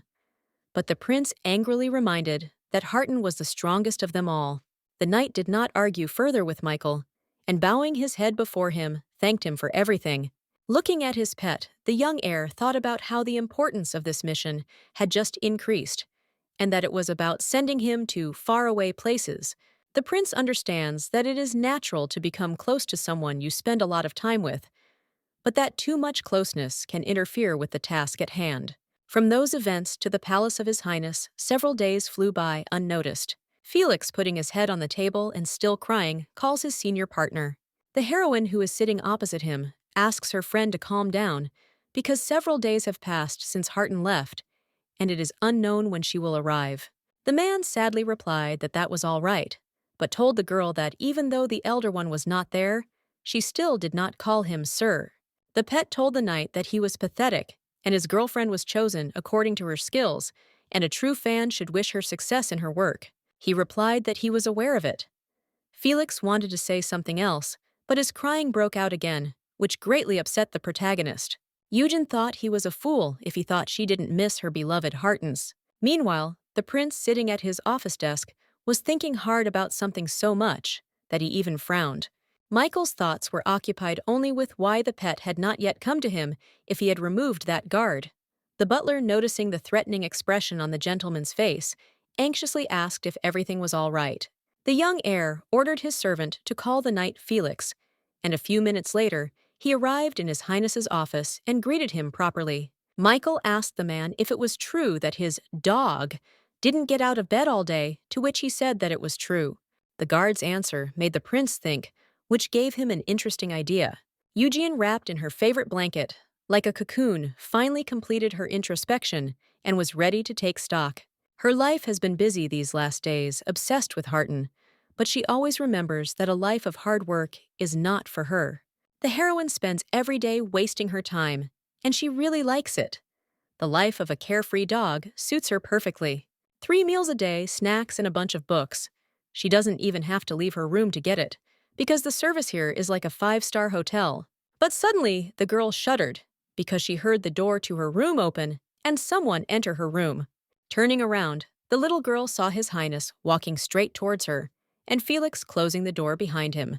The dog stared at the gentleman with her large gray eyes in surprise, wondering why he had visited her chambers. She, remembering that she had completely forgotten to clean up after herself, immediately assumed that the owner would scold her for the mess in the room. But Michael, looking at her pet, thinks that apparently she is still upset about her favorite's departure, and that's why she locked herself in her room. Suddenly, the prince, out of the blue, asked the girl if she liked to walk. She shook her head questioningly and asked what he meant, thinking that this question came from him somehow suddenly. But Michael suddenly became embarrassed, turning away and covering his face with his hand. The man asked himself why he said that, because no matter how much he called Eugene doggy, she was not an animal to be walked. The protagonist thought that she was a little irritated by the owner's suddenness, but he was the one who fed her, so she asked with a smile if they would go for a walk. Looking into the eyes of the puzzled prince, the girl realized that his expression was a pleasant incentive to get out of bed. But His Highness suddenly turned around and walked away, telling the child that it was not worth it and that it would be better for her to rest. She opened her mouth in surprise. The confused girl asked Felix where he had gone to, which he was unable to answer. Some time passed. Michael was busy working with his sister, going through the letters of requests, deciding which families to assign them to. At this point, a servant entered the room of the prince and princess and informed the latter that all preparations were ready. The brother asked what this was for. The girl apologized to him for interrupting his work, but promised to take care of it later, since she had urgent business. The prince asked irritably what urgent matter she could have at such a moment. But the girl, taking her pet and the bottle of milk that the maids brought, said smilingly that it was time to feed her baby. The gentleman was surprised and slightly angered by the real reason, but he did not object to his sister. While feeding Kun milk, Rafaela asks her brother if her tiger is not cute, then says that if she feeds him like that, he will recognize her as his owner. Michael, looking at the animal, thought that it was cute, although compared to his dog, it was insignificant. After feeding Kun, the princess showed him a bunch of his new toys and said that it was all for him, and if he wanted to play, he could do so right now. The well-fed tiger cub began to play with pleasure, clinging to the soft ball with his claws. The lady, lifting her baby into her arms, playfully asked him who was spoiling him, so then answered that it was she, his mistress, after which she asked the tiger to remember her. His Highness was surprised by this beast, and it seems he realized something for himself. The main character, having arrived at the office where the owner had called her, was dumbfounded by what she saw. She saw that countless jewels, expensive accessories, and majestic statues were laid out on the tables. Looking at this, the girl thought that an event was being prepared here. Michael, who was sitting in the company of his servants, told the pet to choose whatever he wanted. The dog pointed at herself and asked if he was telling her that, and he said yes. Looking at the jewelry, the protagonist thought that the gentleman was tired of choosing himself, and now she would do it. Because of this, Eugene decided that she had to choose what he liked, but she didn't know what to choose from expensive furniture, jewelry, perfume, and dresses. Finally, the little girl grabbed a piece of expensive, shiny blue fabric and told the owner that she was choosing this one. But the prince suddenly asked irritably if she was choosing only one thing from all these.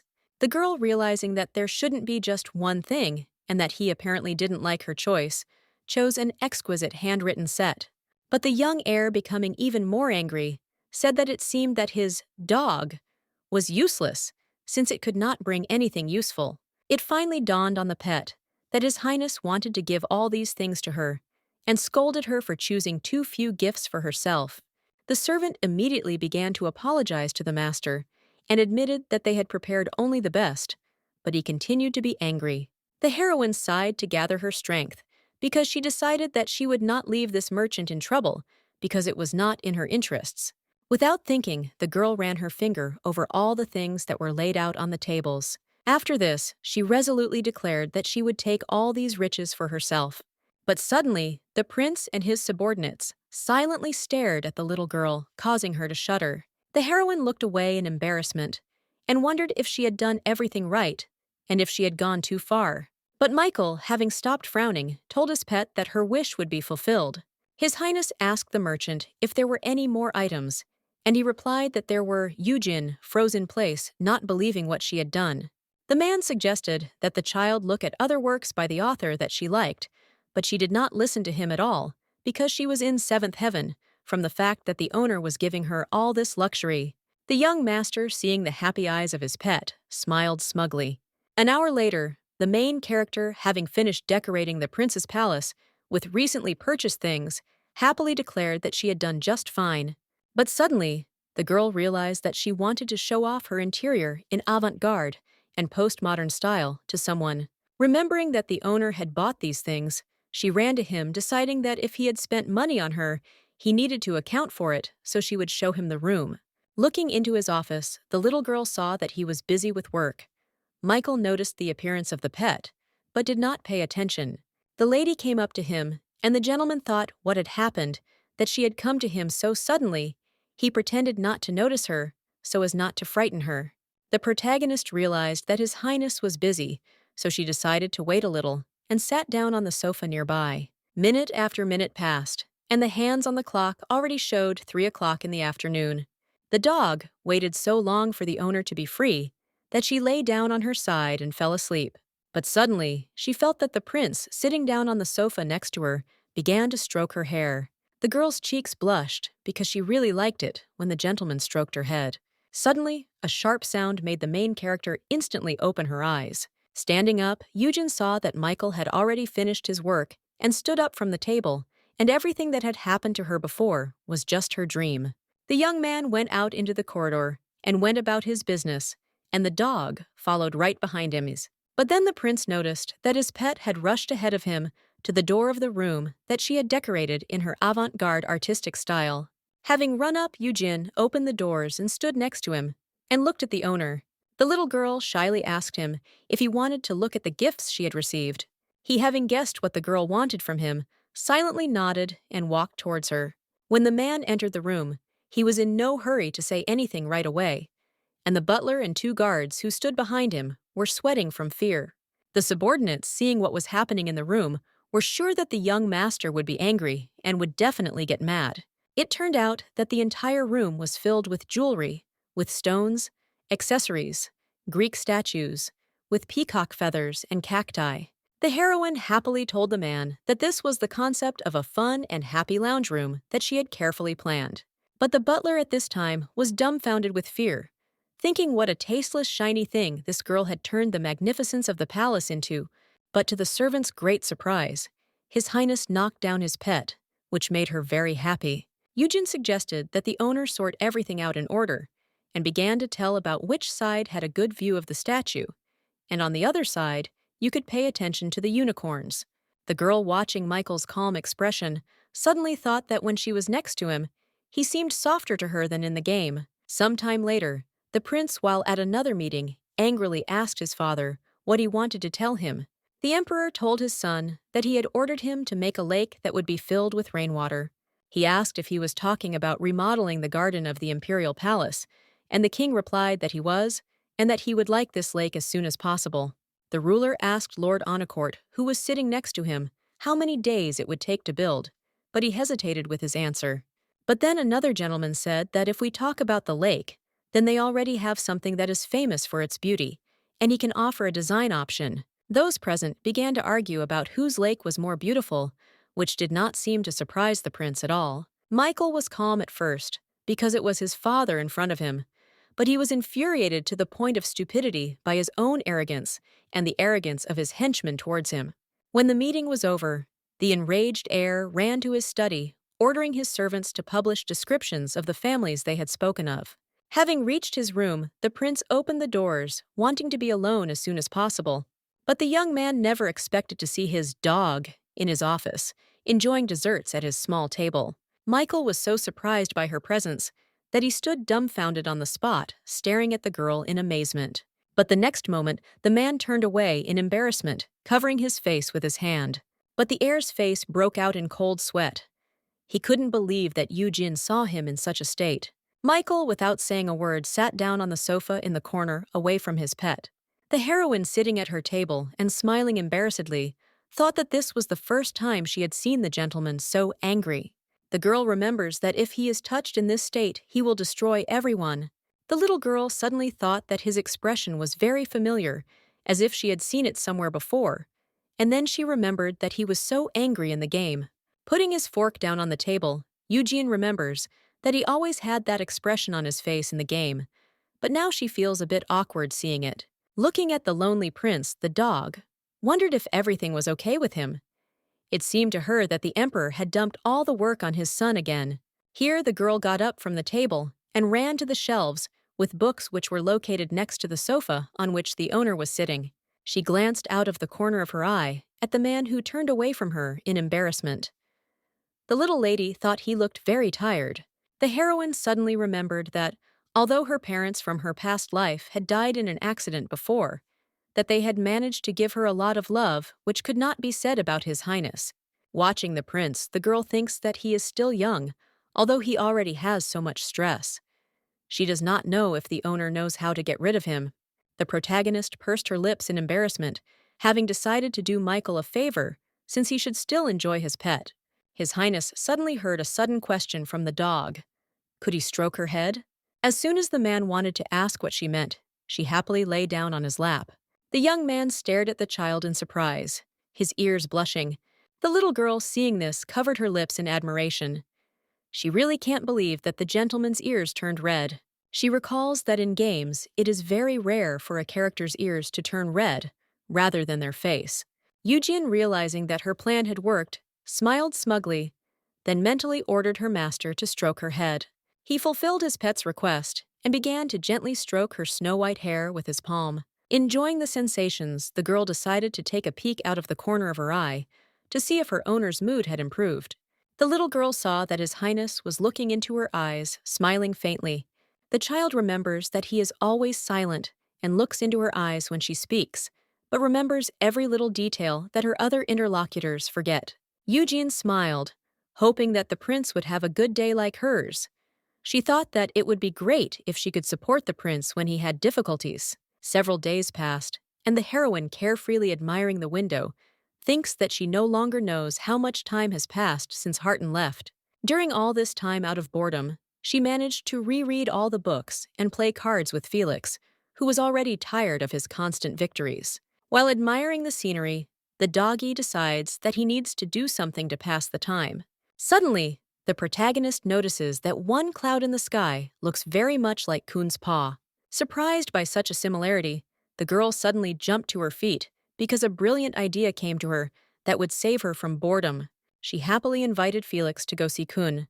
He asked if she wanted to go to the princess's chambers, and she said yes.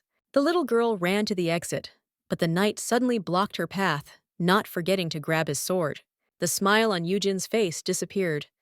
She looked at the man in surprise, wanting to ask what he was doing, but Felix suddenly told the girl sternly that she could not go there, after which he asked her to return to her place. The girl was angry at this, and she angrily asked the guy not to joke about her like that. He replied that he was not joking, but simply fulfilling his task. The guard explained to the lady that since she was a pet, she should remain in the palace and live like a pet. The little girl looked at the knight in bewilderment, because she thought that they had become friends. Eugen asked if he was giving her orders. Now Felix was taken aback and shuddered at such an unexpected question. The girl furiously asked the guy who he was to tell her what to do, to which he asked her to calm down. Suddenly, a smiling Harton enters the room and asks the young lady how she is doing. But at that very moment, the dog screamed and asked Felix why he was ordering her around if he was not her master. An awkward silence ensued between the two men. The puzzled girl said that she came in to say hello, and then would go to report on the completion of the mission, but asked her colleague what happened. But suddenly, the prince's dog rushed into the guard's arms, barely holding back her tears. A minute later, the knight explained to her friend that his job was to protect and accompany. The girl asked him why he was intimidating the child. Eugen, watching her favorite from the side, enjoys how she scolds Felix. She mentally asks her friend to punish him more. The man sheepishly bowed his head to his colleague and said that he would improve. Harton ordered him to go and find out if they could borrow a carriage so that they could go to the princess's palace, and he obeyed. The knight, wandering along the corridor, complains to his ears about how hot-tempered the little one is, and it turns out that she is quite the villain, and his colleague returned on time. The young man thinks that Eugen is like this because she only thinks about herself. Felix understands that no matter how much the prince cares for her in the palace, even ordinary servants have a higher status than commoners. And this child, whose status is that of a slave, behaves as if she is not in any danger, even outside the palace. The man reasons that no matter how much he protects her, it is impossible to save her from the wounds that hurtful words can leave. The guard recalled a situation that had happened a few days earlier. An unknown man from the palace grabbed the girl by the face and told her that she was a slave. The stranger with the mustache looked at the blonde in bewilderment and wondered why the prince liked her, even though her hair was not such a perfect white color. The main character, frozen in bewilderment, suddenly thought about the status of this gentleman. While the mustachioed uncle was indignant about why His Highness chose Eugen, the girl made a quick analysis, carefully studying the man's appearance. She finally completed her scan, and the results showed that he was most likely the leader of the group, not an incompetent boss or anything else. The dog realized that this stranger was not such an important person, but she was still angry with her because they told her one thing and she did the opposite. The leader of the group kept yelling at the little girl for blindly relying on the prince's kindness, not knowing the rules, and behaving rudely. She just smiled because she understood that she was just a pet. But suddenly, behind the mustachioed man, the girl noticed someone who was heading straight towards them. Because of this, she frantically began to ask the dissatisfied gentleman to stop swearing at her. Suddenly, behind the stranger's back, His Highness's voice was heard asking what was going on. He turned around in surprise. The mustachioed man screamed in fear when he saw the prince himself in front of him, and the protagonist smiled because she was able to stop him in time. Remembering this, Felix grabbed his head, angry that he dragged Eugen to class, and left her for a while, but she managed to get into trouble. The knight understands that if everyone heard what happened to that nobleman, then it is unlikely that something like this will happen again, because the prince ordered to get rid of him. The point is that after that incident, rumors began to spread among the nobles that they should be wary of the slave girl. The guard realizes that this is not very good for Eugen. After this, the girl pretends that nothing happened, but he is sure that she is worried. And after these events, the pet ran away to the princess's palace without anyone's help. Felix wonders what would have happened if she had ended up in the emperor's palace by mistake. He would certainly have ordered her to be beheaded. The young man, fearing such an outcome, became convinced that it was indeed dangerous for the little girl to be outside the castle. The knight took on the prince's overprotectiveness. The man, completely confident in himself, heroically raised his hands, deciding that it was too dangerous. The main character staying in the princess's palace happily plays with Kun in the garden. She caught the tiger cub in her arms and fell to the ground with him. Yujin happily told the cat that he had grown a lot, became heavy and strong. Rafaela, who was sipping tea at the table next to the girl, told the girl affectionately that her mood seemed to have improved. The child asked Her Highness how she knew, and she replied that everything would become clear by looking at her expression. Doggy first said that it was because she had hugged the tiger cub, but then she came to her senses and corrected herself, saying that she had only imagined that Kun was her friend. The surprised princess asked the little girl not to talk nonsense, because no one would refuse to be friends with a kitty like her. Eugene smiled sheepishly and thought what a kind lady. Rafaela asked the blonde to tell her more about what happened. In a few minutes, the heroine told the girl what had happened to her and that she had come to her after Felix saw that she was sad. But Her Highness suddenly asked in a stern voice who dared to offend her cat. Saying that this night was simply unbearable, the lady squeezed the handle of her teacup so hard that it became cracked. Noticing this, the protagonist smiled shyly and shuddered in fear. But then the princess suddenly tells the little lady that she wants to behead her guard. Eugene was taken aback and asked the lady what she was even talking about. But Rafaela laughed and told the girl that she was only joking, and although the imperial law was harsh, she could not behead a man so easily. The lady asked her pet how about sending him to a place from where he would not be able to return, and she, thinking that this was another of her jokes, asked if it would not be better to send him into space. The prince's sister said that they had already had one man who wanted to reach space with gunpowder, but he exploded before reaching the stars. The princess placed the cup of tea on the saucer, thinking that she hoped that Eugene understood that if she wanted this, then they would send the man flying. The young lady doesn't care where, be it a hot desert, a lair of monsters, or an icy wall of death. But then Her Highness's attention was drawn to the girl's question. She asked if she had seen the blue sea flowers that were mentioned in the book, The Song of the Blue Sea. Rafaela asked the little girl if she liked the color blue, and she replied that she did, and that she liked sea flowers and water in general. The heroine closed her eyes, thinking how she wanted to swim in the water, and when she worked in an office in her past life, she often went to the pool. But then the princess rose from her chair and told her young companion that she would take her. She asked perplexed where. The girl simply looked at the kitty with a smile and extended her hand to her. Rafaela, having come to her brother's office with her little friend, asked him if the road to the lake was finished yet. The prince looked sternly at his sister and asked why she needed to know this. The lady said that the emperor had ordered an artificial lake to be built for his mistress, but because of her objections, a road to the lake near the palace was built instead, and they wanted to get there. The pet happily asked if they could really get there, to which the princess said that if she waited a little, she would send a carriage for you. Suddenly, as soon as the girl exclaimed how wonderful it was, His Highness furiously squeezed the pen in his hand, so much so that it almost cracked. The man is furious that he was the one who was working on the project of the road that irritates him. But for some reason, Eugene thanks Rafaela and not him. The princess asked the little girl what she would like to do at the lake, and she said that she would really like to swim.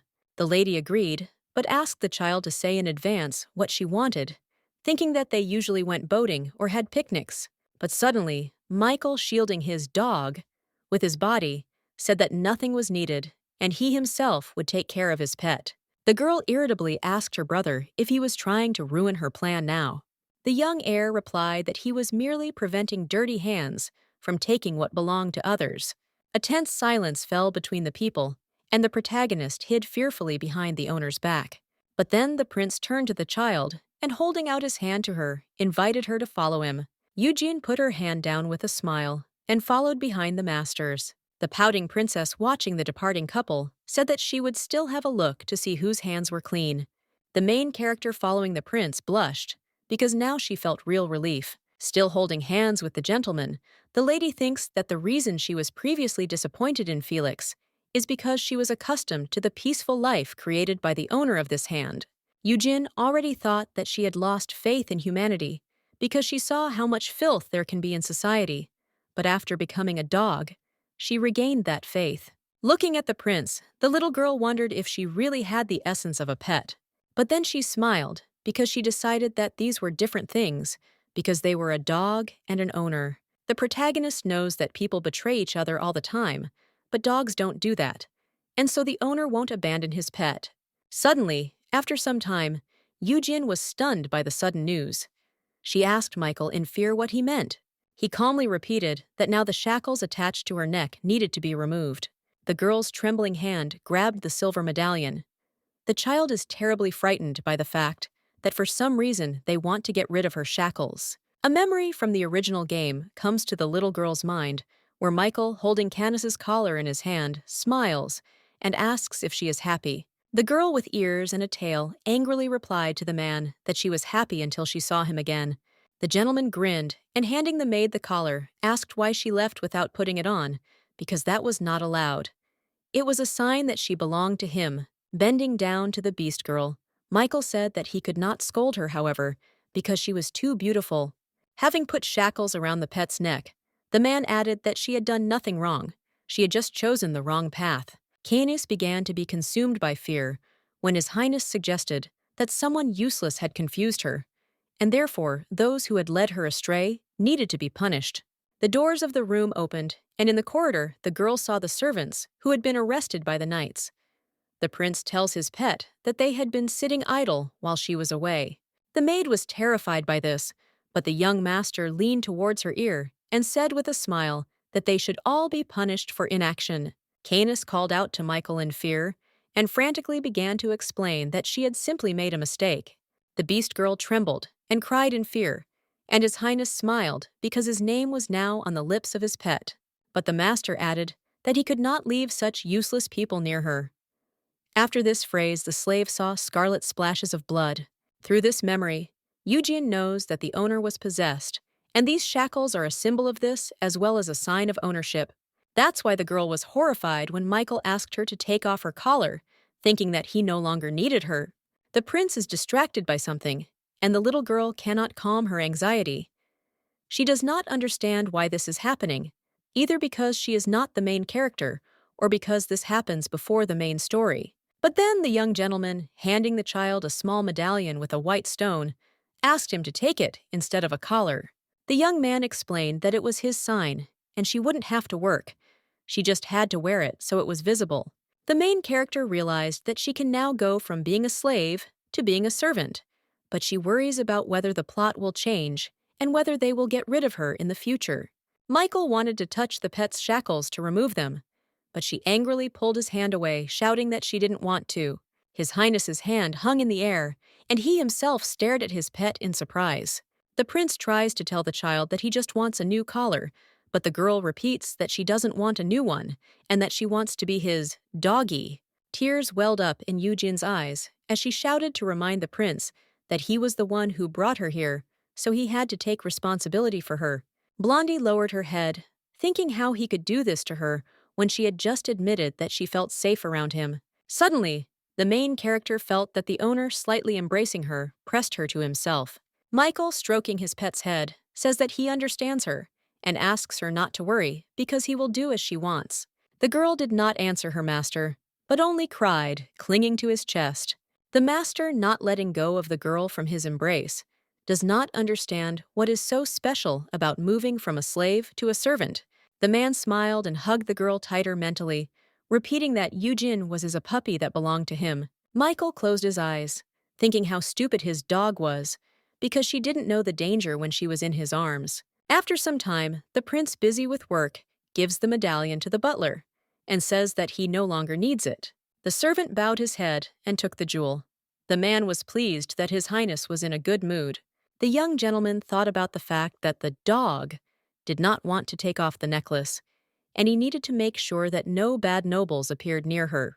The prince remembered how persistently the girl had told him that she would never leave this place and that she did not want to become a servant. Suddenly, a sly smile appeared on the man's face, because an interesting thought occurred to him. The next day, the king's son listens to the lord's report. As he ordered, they are fighting the famine in the province of Taraha.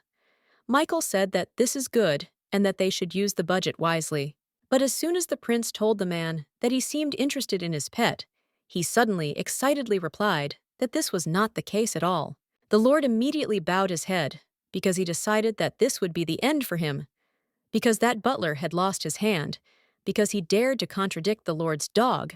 But Michael, calmly examining the documents in his hands, said that this girl would continue to live in the chambers next to his. A deathly silence fell over the hall, because everyone, including the nobleman, thought that His Highness had a grudge against him for which he would pay. The heir, looking at the lord with a smile, thinks that he told them the truth, and he wonders how they will perceive it. The young man thinks that the girl has settled in perfectly there, and although she is not a princess, as long as she likes it there, he is not going to change anything.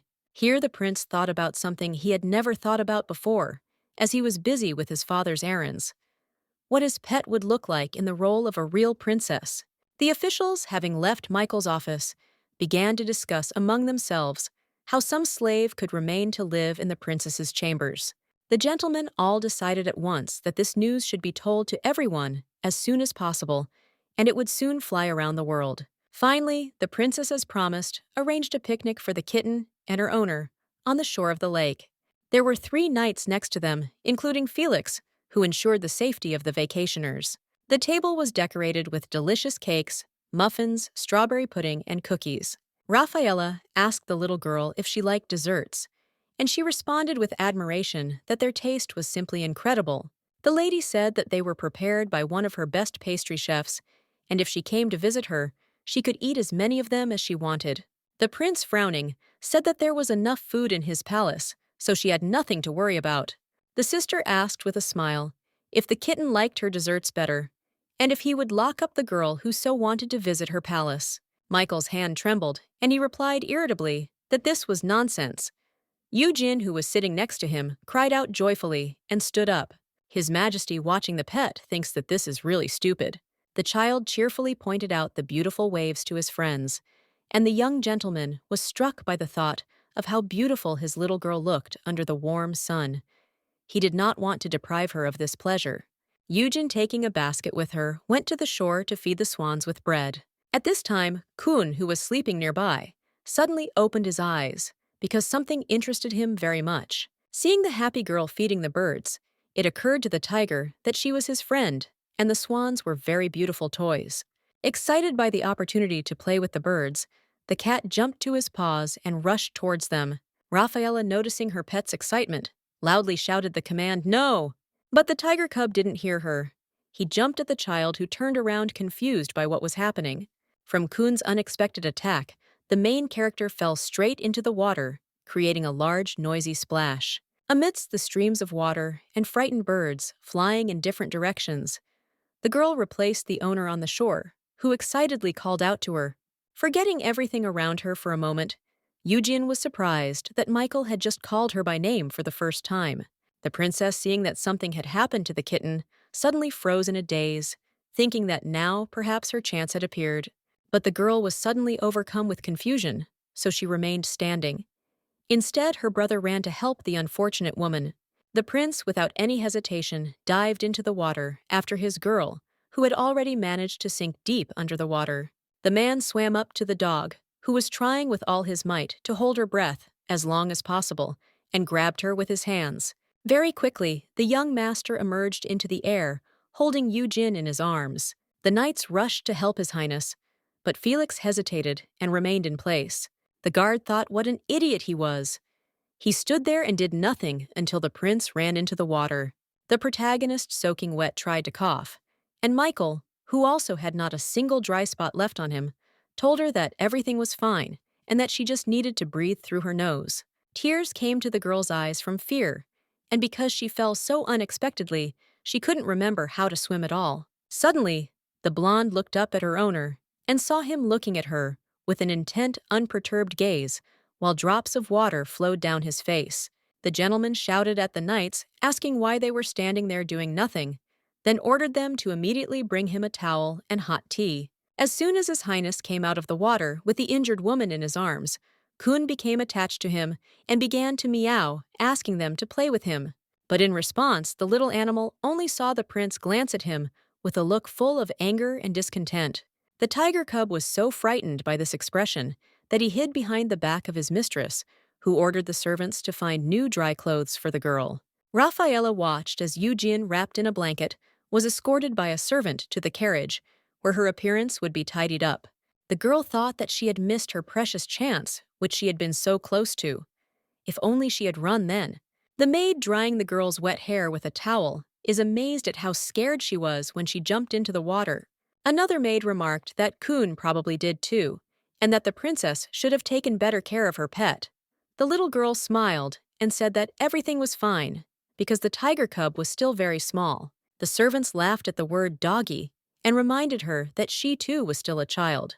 Eugen thought that, although she looked young in reality, there was not that big of an age difference between her and the prince. Remembering the owner, the girl involuntarily thought about how strong his hands and grip were. He turned out to be stronger than she expected. Suddenly, the heroine covered her face with a pillow, deciding that she had simply swallowed water, which is why such thoughts were creeping in. The worried maids did not understand what was going on. While the kitten was being changed into new clothes, the princess silently watched the beautiful landscape, the clear blue sky and the blinding waves. But then her brother appeared behind her and sternly told her that she needed to raise her cat better so that he could not harm the other puppies. The lady stroked her tiger and said that he had a name, Kun. He said that he didn't care, but the princess added that the girl's name was Eugene. The prince fell silent, with such surprise in his eyes, as if his sister's words had made him think. But a moment later, he raised an eyebrow in confusion and asked what she meant by that. Suddenly, the servant announced to the masters that Eugene had changed her clothes. The girl returned to her friends in an elegant beige dress. Rafaela hurried to her and asked if she was feeling well. Her Highness gently took the cutie's cheeks and asked if Kun had scratched her, and she replied that she had not. Michael, having watched his sister and the dog, decided to turn around and go about his business, which drew Eugene's attention. Suddenly, the little girl called out loudly to her owner, which made the prince shudder and freeze with his back to the child. The man decided to remain motionless and not turn around, because he thought that she would be scared if she met his gaze. Suddenly, the heroine, having run a couple of steps, appeared before the gentleman's eyes. Looking His Highness straight in the eyes, the girl blushed. She asked him to wait a little, as she wanted to tell him something. The young man, without saying a word, prepared to listen to his pet, only mentally noting what beautiful puppy eyes she had.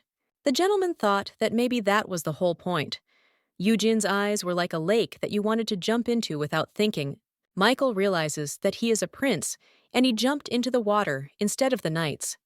Moreover, she would definitely not have drowned, given the presence of a boat, but his legs carried him to her before he came to his senses. The man has always despised efficiency. He remembers that when he caught the girl in the water, his hands trembled from the warmth of her heat, and he does not understand why. The protagonist at this time, with her hands hidden behind her back and her gaze embarrassed, wants to say something to the owner, but is too shy. But suddenly, instead of any words, the little girl simply threw herself into the prince's arms. Pressing herself against the young heir's chest, she thanked him with a blush on her cheeks for rushing to her aid. Michael froze for a few moments, staring at the girl with her lips parted. But suddenly, the gentleman's heart began to beat faster, and he suddenly realized that, for reasons unknown to him, it was becoming difficult for him to breathe. The gentleman's ears turned red. He covered his mouth with his hand in surprise and embarrassment, because even after being immersed in water, his breathing had not been disrupted. But here it was. Meanwhile, the main character continued to enjoy hugging the prince, thinking that, as she expected, he was a reliable person. But suddenly, she opened her eyes, because she caught herself doing something like that. Realizing this, the little girl moved away from her uncle and lowered her gaze, trying not to look outrageous. Eugen blushed from embarrassment, but in her mind she began to justify herself, saying that she was simply trying to behave like a pet, because the only way they expressed gratitude was through affection. The prince, lowering his palm, was also surprised that she had pulled away from him first, and that she had never hugged him before, only occasionally approaching him. Suddenly, the pet, looking into the master's face, became even more embarrassed than before, because she saw his smile. Trying to cover her flushed face, she modestly asked the man why he was laughing. His Highness, touching the girl's hair, said that this was a natural reaction, and it was not surprising that he saved her, because she belonged to him. The young man's palm stroked the little girl's cheek, and she began to look like a tomato. Suddenly, the heroine shouted that she urgently needed to return to the carriage and ran towards it. Having closed the door to the cabin and sat down on the sofa, she breathed a sigh of relief and, wanting to calm herself, thought that it was just an accident. Pressing her palms to her chest, the blonde suddenly wondered if that was really the case, because maybe he was just surprised by her expression. Yujin remembers that she often played the golden cage, but she had never seen the prince like this. Soon the stars descended upon the kingdom, and the windows of the luxurious palace lit up.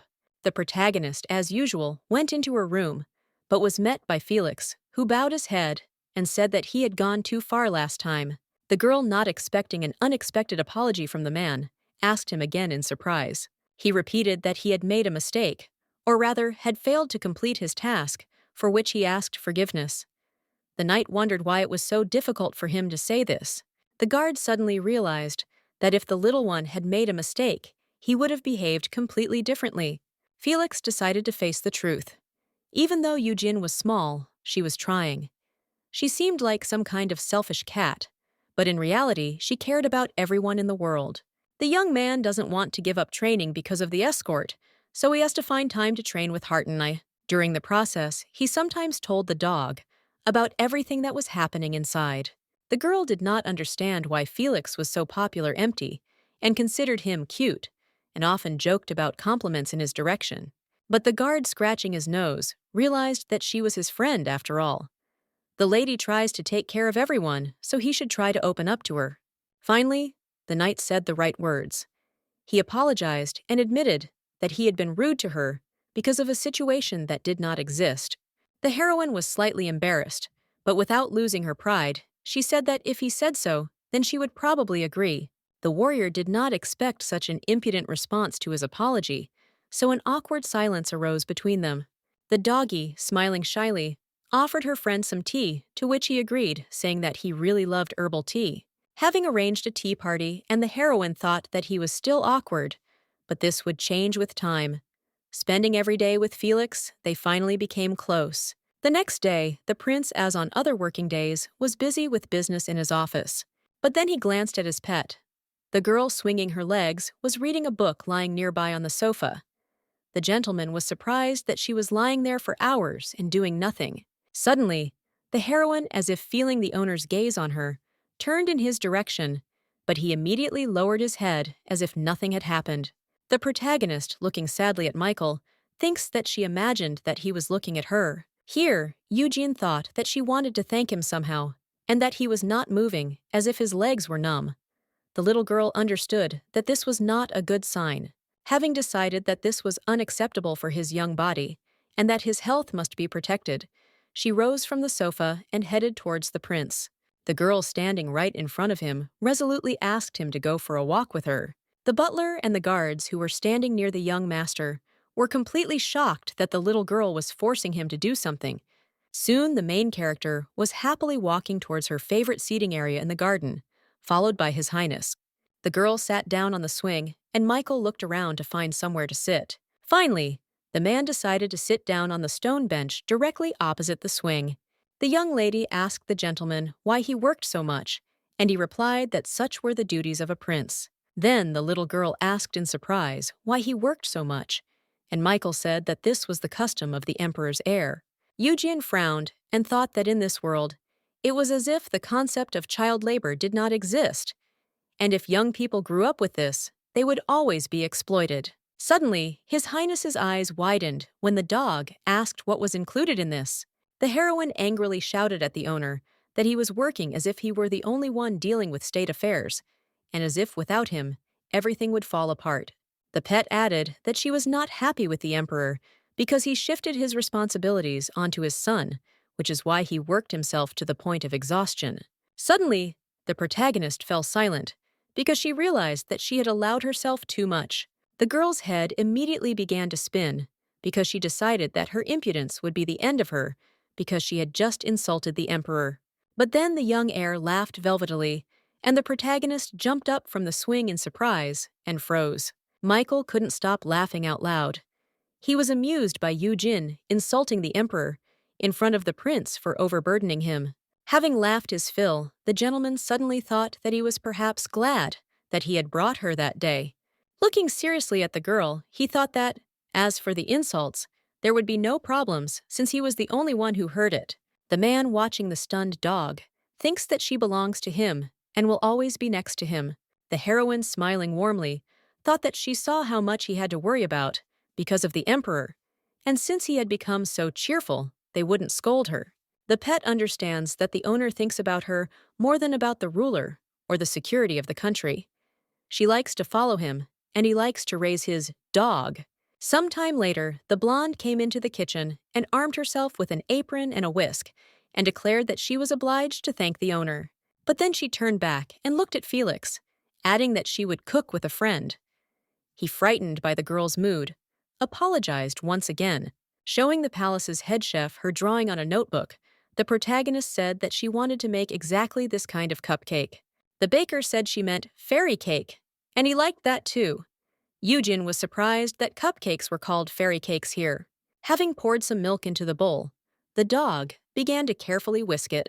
Her arm quickly began to ache from fatigue, but when she glanced at Felix, it turned out that he was already cooling off, since he had managed to froth the milk before her.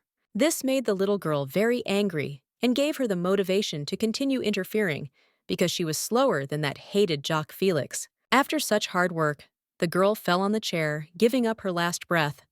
But the cook said that now it was time to put the dough in a pastry bag. But the knight, as soon as he began this task, accidentally squeezed the bag, causing the dough to fly everywhere. When the man looked around, he saw that he had smeared his dough all over the child's face, which embarrassed even the pastry chef. Eugen angrily asked her friend if he thought he had gone too far, and he immediately apologized and said he would wipe it all off. Once the dough had been poured into the molds, the chef explained that it now needed to be put in the oven. Then, the pastry chef invites the students to begin the icing, and the slave, just smelling its sweet aroma, thought how delicious it was, and that the baked goods would taste simply magnificent. But suddenly, she came to her senses because she remembered that she was preparing sweets not for herself, but for the owner as a sign of gratitude. The girl thought that she hadn't often seen Michael snacking on anything, but he probably loved sweets since they were always served in such quantities. The young lady, preoccupied with thoughts of how sweet it was that the prince loved sweets, did not at all notice that she had added a whole mountain of sugar to the bowl. The heroine, realizing her mistake, asked the chef if she needed to redo everything, but he sheepishly said that everything was fine and she could do it to her taste. Soon the cupcakes were baked, and the head chef, taking them out of the oven, said that now was the time to decorate them with icing. The protagonist carefully squeezed cream onto each pancake using a pastry bag. Finally, she had beautiful cupcakes decorated with strawberry cream, grated chocolate, and cute sprinkles. Arriving at the door of the master's office, she greatly surprised the butler, who was standing there. He anxiously asked the little girl what she was dragging with her. She, smilingly holding out a cart with prepared sweets in front of her, says that this is a gift for His Highness. The man was overcome with fear when he heard this, but he was even more shocked by the fact that the girl was essentially bringing him lumps of sugar. Belobriska asked if she could come in to see Michael, and he said yes, thinking anxiously that after 10 years of service, it was definitely time for him to leave. The young man was working as usual, but suddenly he heard the door to his office open, and the dog cheerfully calling out to him. The prince saw Eugen smiling happily, pushing a cart with food, but Michael was suddenly insanely angry that the butler had allowed the girl to drag such a heavy cart by herself. The man wondered what he was doing there. However, the gentleman was distracted by the little girl's sudden cry. She told the owner that she had brought him gifts. The young lady blushed and added that this was her way of thanking him for saving her life, for jumping into the lake, and for taking care of her. In the end, the heroine summed up that she thanked him for everything. Michael, looking at the cakes, saw that "thank you" was written on them syllable by syllable in chocolate. His Highness's ears turned red, and he, admiring the child's creation, said that he had already promised her that he would always protect her because she belonged to him. The protagonist, overcoming her embarrassment, wanted to say something else, but he thought that the problem was that she was his. She was sweet and unpredictable. He was not surprised that he wanted to kidnap her every time. The prince decided that he had to hide Eugen somewhere in the heart of the palace, surrounded by the empire's most secret things. The pet with flushed cheeks asked her owner if he liked sweets, and said that she had made these cakes herself. The gentleman's gaze fell on the sweets, and he was convinced of his suspicions. He must keep his dog locked up. The thought that his girlfriend, believing that he liked sweets, had prepared these desserts for him warmed the man's soul. The butler, standing next to the heroine, is alarmed by the fact that the gentleman is looking at the treats. He is sure that the prince does not want to eat them. Deciding that his time had come, the servant carefully pushed the tray away, saying that he would take care of the gift's safety and place them on the table. But the old man quickly realized that he had made a big mistake when the young heir suddenly grabbed his hand. His Highness glared at his subordinate and asked how he dared to do this now. Michael, surprised that the servant dared to reach for his girl's first gift, ordered him not to touch the desserts. The butler immediately pulled away, sweating from the fact that he had almost crossed the line. Having cleared up the misunderstanding that had arisen, the prince armed himself with a fork and tried a piece of cake. The main character watched in fascination as the owner tried her creation, wanting to understand if he would like it. The butler thinks that he will need to brew black tea for the master as soon as Yujin leaves, because he does not like strong flavors, neither sweet nor salty. But suddenly, Michael told his pet that she had done very well, which made the girl very happy and stunned the servant, who decided that he was lying. The subordinate sighed, thinking that it turned out that the heir loved his dog more than he had assumed. The man could not believe that the prince was lying to her. But the butler had no idea that His Highness actually really liked the taste of the cupcakes. He sincerely believes that Yujin is a true mistress. After some time, only crumbs remained from the desserts. The old subordinate had no idea that sometimes feelings of love affect a person's habits. A new day dawned, and a luxurious carriage set out from the prince's palace on its way. Yujin, sitting on the seat, thinks that her pancakes turned out better the second time, because Rafaela sent her servants to help her.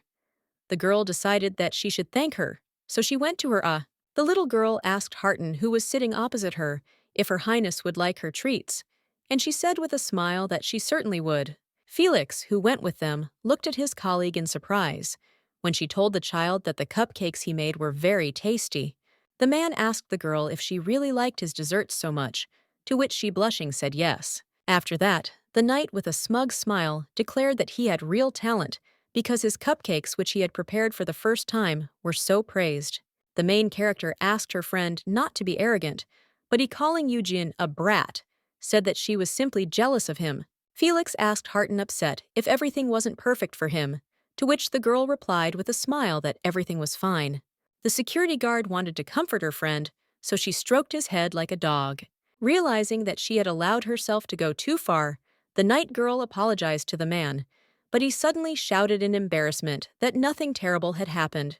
Felix leaned over to his friend and happily said that she could pet him some more, but she waved her hands shyly and refused. Eugene called Felix a fool because he made Harton uncomfortable, which angered the guard. The blonde also asked not to call her little one. The young man asked how he couldn't call a little girl a brat, to which the pet snorted irritably. Looking at her confused friend, the protagonist thought that he was still the little one. He couldn't figure out his feelings like a child. Soon, the little dog's carriage arrived at the princess's palace, where the butler invited them inside. At the castle, the heroine was met by a maid, who, bowing, told her that the princess would come later when the reception of guests was over. The girl decided to go to a room nearby, while the maid called her guards to follow her. Entering the room, Eugene saw a table that was already filled with various delicious sweets, but the baby decided to ignore it because she had just eaten, and in order to eat more, she first needed to empty her stomach. The young lady continued to look around the room when she suddenly noticed a very beautiful object on the nightstand. Bellobriska assumed that it was perfume. The pet wanted to smell their aroma, so she opened the bottle, from which an enticing smell immediately came. The aroma enchanted the girl like hypnosis, and she, immediately feeling a strong thirst, did not even notice how she brought the fragrant substance to her lips. But as soon as the main character took a few sips, she immediately felt the effect of magic. After some time, Rafaela burst into the room, cheerfully exclaiming to the kitten that she had already arrived. But the girl suddenly froze in surprise, because she heard nothing in response, and moreover, she saw no one in the room. Worried about where her little friend might have gone, The lady began looking for her in the middle of the room when she suddenly noticed an open jar on the floor. While looking for some other clues, His Highness heard a certain pix out of the corner of her ear. A quiet, high voice desperately calling her. As soon as Rafaela turned around at the sound, she saw Eugene on the nightstand, who had shrunk to the size of a matchbox. Thumbelina with white hair was waving her arms and calling her friend. The writer leaned over to the little girl, and not believing her eyes, asked the girl if it was her. The protagonist, upset with grief, asked how so. The princess, covering her mouth with her hand in admiration, thought that the shrinking potion she had made had worked just fine. She also thought, although she admitted that it was inappropriate, how cute and small Eugene was, like a fairy. The girl extended her hand to the child and suggested that she first move it somewhere, since it would probably be difficult for her to stand on the pedestal. Rafaela lowered her fingers to the pet, and it carefully climbed onto them. The lady with the kitten in her arms walked around the room, which the main character didn't quite like. The little girl suddenly felt a chilling fear because she was about to fall. The princess's ordinary steps seemed like a real earthquake to Thumbelina, and she fell sharply on her back and her palm. Noticing this, His Highness fearfully asked the little one if everything was okay with her. She, trembling with fear, only grabbed the lady's finger tightly, thinking that she almost fell as if from a skyscraper. But Rafaela suddenly felt touched by the girl, although she admitted that now was not quite appropriate to think about such things. The girl transferred the crumbs to the cake, namely to its soft layer, onto which the heroine carefully stepped. Eugene was very surprised by the softness under her feet and kicked it a few times, while His Highness offered to explain to her what she had drunk. She said it was a potion she had created based on one from her book, although she didn't include it in the plot because she thought it was too weird. The lady admitted that it was her mistake, and she needed to remove it before she arrived. The little girl waved her hands and said that everything was wrong and that it was all her fault because she drank it without even thinking with her head before doing so. But the princess pointed her finger at the kitten and objected that she was not to blame for this either, because it had been specially enchanted. The protagonist remembered that as soon as she opened the jar, she really wanted to drink it for no reason, as if it was asking her to do so. Rafaela told her friend that she was vulnerable in her condition, so she had better stay at her palace. Then the lady said that she would return soon. Thumbelina, with white hair, asked how long it would take for her to grow back, and she explained that she just needed to brew the right potion. Then the young heiress told the girl that she would use magic to make her stronger, so that she could easily lift objects and speak loudly. Immediately after her words, the girl bewitched the main character with her charms. Thanks to this, Eugene found that her voice had indeed become louder, as if she was speaking into a megaphone, which made her very happy. Rafaela waved goodbye to her pet and said that she would go brew a potion. She shouted that she would wait for her knights here for now. As soon as the princess left, the main character tiredly fell onto the cake, thinking about what an annoying situation had happened to her. But then the girl squeezed the soft top of the cake like snow, and a small lump came off. The little girl was so amused that she tore out dozens of these lumps, creating a hole under herself, into which she lay down with a smile. Suddenly, the heroine looked to the side and saw a small hole in the wall of the cake. Thumbelina's eyes lit up with a new idea. She came up with a task for herself, to get out of prison on her own, like in Shawshanker. Eugene began to poke around inside the cake, like a mouse digging a hole. Having dug a tunnel for herself, the blonde finally got out of the cake and stepped onto the table. Looking around, the little girl saw a bunch of giant plates with giant desserts, which made her think with delight that she had ended up in the kingdom of sweets. Noticing a fork on its way that looked like a huge trident, the dog wondered if Alice felt the same way and if she could pick it up. But the little one was able to take the device in her hands without much effort and stick a piece of cake on it because she has the princess's spell, increasing strength. Having enjoyed one dessert, the heroine moved on to another. She happily snacked on strawberries, thinking that this was the biggest berry in her life. Then the girl decided she wanted chocolate pudding, so she boldly cut it in half with a fork. The protagonist was delighted to imagine herself as a chocolate killer, but she didn't notice something unusual. Raising her head up, the dog saw that liquid chocolate filling was pouring out of the cake she was cutting right onto her. Horror was frozen on the poor girl's face. She, fearing that this liquid was about to flood her, called out to her owner. At this moment, the prince's hand, which was habitually busy with documents, trembled. The man wondered what this strange feeling was that he felt, as if someone was calling him. Then the gentleman looked at the sofa, where his dog always sat, and remembered that she had not appeared that day.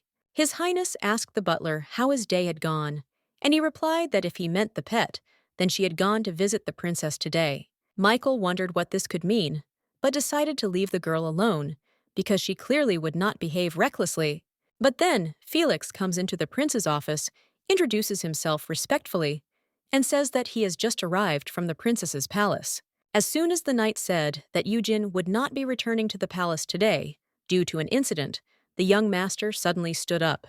The man walked silently past the guard and butler, who were asking him in bewilderment what had happened. The old man asked the prince if he was going to his sister's palace, and if he had better prepare a carriage, to which he said that he did not have time. His Highness walked quickly out into the street, where he whistled for his horse. A few moments later, Michael's mare ran up to him, and the man deftly jumped on it. Preparing to set off as quickly as possible, the prince, as if trying to contact Eugen with his mind, asked her to wait a little before he saved her. At this moment, the girl rushed away from the hot liquid which was about to flood her. Suddenly, the little girl saw the hands of the princess in front of her, who came to her aid. The little dog immediately ran towards her with all its might and fell right into Rafaela's palm. The girl looked closely at the baby and asked excitedly if she was okay. She just looked at her with tears in her eyes and thought that she miraculously managed to survive because she was almost drowned in chocolate. Her Highness asked the girl to stay away from desserts because she might drown in their fillings. But then the princess began to think that it was not just about desserts. The kitten could be drenched in hot tea if she accidentally knocked over the cup. Then the lady looked at the plate of jelly and guessed that Eugen might get stuck in it and suffocate. The princess realized with horror that this table was simply dessert hell for her little friend. The lady looked at the blonde, trembling with fear, and realized that it was too dangerous for her here, and that a suitable place had to be found for her. But suddenly, the girl had an idea that she decided to bring to life. The princess brought Eugen to her room, where she showed her a toy replica of her palace that she had been given as a child. The main character entered the palace through a small door and was surprised that it really was like a smaller version of it, with a bunch of small details. Rafaela opened the roof of the house to look at Thumbelina from above and ask if everything was okay with her. The little girl replied that yes, and that she was simply delighted with this palace. In this case, the girl asked her friend to play here while she worked on the potion. The princess sat down at her desk, which was located very close to the mini-palace, to prepare the necessary potion. When the necessary solution was ready, the girl simply had to snap her fingers for the magic in it to be activated. Eugene looked out onto the balcony of the toy house and was very impressed by this magic, but then apologized to her friend for distracting her. She said that it was okay, and that she should let the potion steep. The heroine nodded and told Rafaela that she had never seen her prepare magical liquids before, then asked if it was possible to learn magic. She, taking off her work glasses, said that for this, you need to have the makings. Her Highness showed a small glass ball and said that it could tell the purity and quantity of magic. She asked Eugen to check it. The dog put both hands on the ball, which was huge for her. The princess explained that she should imagine that she was giving away her energy. The girl tried her best to do what she was told, but she couldn't do it. Raphael advised her to concentrate on her palms. In the end, Eugen couldn't do anything and just dropped her hands tiredly. The princess, seeing the sadness of the kitten, threw the ball out of her hands and exclaimed that there are not so many people in the world who have a predisposition for magic. The girl suggested that the baby take something else instead, when suddenly she noticed that the magic ball she threw began to emit light. But then the writer was distracted by something else. She heard the excited cries of a maid coming from the corridor. The servant tried to explain to the unexpected guest that she had to notify the princess first, but he ignored her and burst into his sister's office. Without even saying hello, the out-of-breath prince asked Rafaela where his pet was. She, crossing her arms over her chest, said discontentedly that he had arrived without warning, then asked what was the matter. The young heir went to her, asking her not to ask, but to answer. The lady, silently looking away, simply pointed her finger at her little toy palace. After examining it, Michael saw his dog on the small balcony, which looked more like a doll. She smiled sweetly and said hello to him. His Highness felt very uneasy in his soul. He did not understand how Yujin could have shrunk to such a size. But despite his worries, the man thought how sweet his girl was. She had become even more charming. Her beauty knew no bounds. Rafaela pointed at the little one and asked her if she could come into her toy palace for a while, and she, feeling like a real dog in trouble, agreed. The girl asked her brother if he could leave now that he had checked everything, but he asked how it happened. The lady asked her brother not to be so threatening. It took Rafaela a few minutes to explain how Yujin had become small. The prince thought about the situation and told his sister that it was all her fault. The writer agreed, but added that since it was her mistake, she was going to correct it herself, which the brother did not argue with. Intending to take with him a miniature version of the palace in which the white-haired Thumbelina sits, Michael asked to send the potion to him when it was ready. The princess, indignant, asked the master to stop and asked if he wanted to leave with Yujin. He asked what was so surprising about that. The girl asked the prince if he understood the danger his pet was in, being in such a small body, to which he said that he would look after her. But suddenly, the man's eyes widened when Rafaela asked him what he thought would happen to her clothes when they returned to their previous sizes. Her Highness asked her brother with a smile if he wanted to watch this, to which the prince asked, confused, what she was talking about. Michael flinched when he heard the voice of the dog calling out to him from the toy palace. The little girl looked out of the small door and looked at her owner with big, uncomprehending eyes. As soon as the gentleman met the girl's gaze, his ears turned red with embarrassment. A moment later, the man strode toward the exit, saying he was leaving. His sister, realizing he had finally figured it out, waved goodbye. Michael asked the princess to contact him immediately as soon as the spell on the girl was lifted, because he would go home with her on the way back. Finally, His Highness asked Rafaela not to repeat her mistakes. She waved at him with a smile, wishing him to leave them as soon as possible. When the prince finally left, the girl told Yujin that he had imagined something out of the ordinary, since she had not said that the clothes would not grow with the body. The lady explained to her little friend that if her potion did not work, she could sleep in her bedroom that day, which made her very happy. The potion that the princess prepared was ready only by nightfall and began to work the next morning. As soon as the protagonist drank it and returned to her normal form, she was already in the carriage next to the owner in which she was riding home. But she noticed something unusual. The prince, holding her hand, asked if she was in pain. The dog thinks that although her body is no longer small, Michael's hands are still so big. Besides, the young man is seriously worried about her health since he leaned so close to her to examine her carefully. Pet wondered if this was like an interrogation, where Michael asked her as a criminal what happened last night, and she replied that nothing. Then the girl thought it was like a press conference. The owner asks how she is feeling, and she happily says that she is fine. Michael told the pet that when we arrived, he would call the wizard to examine her.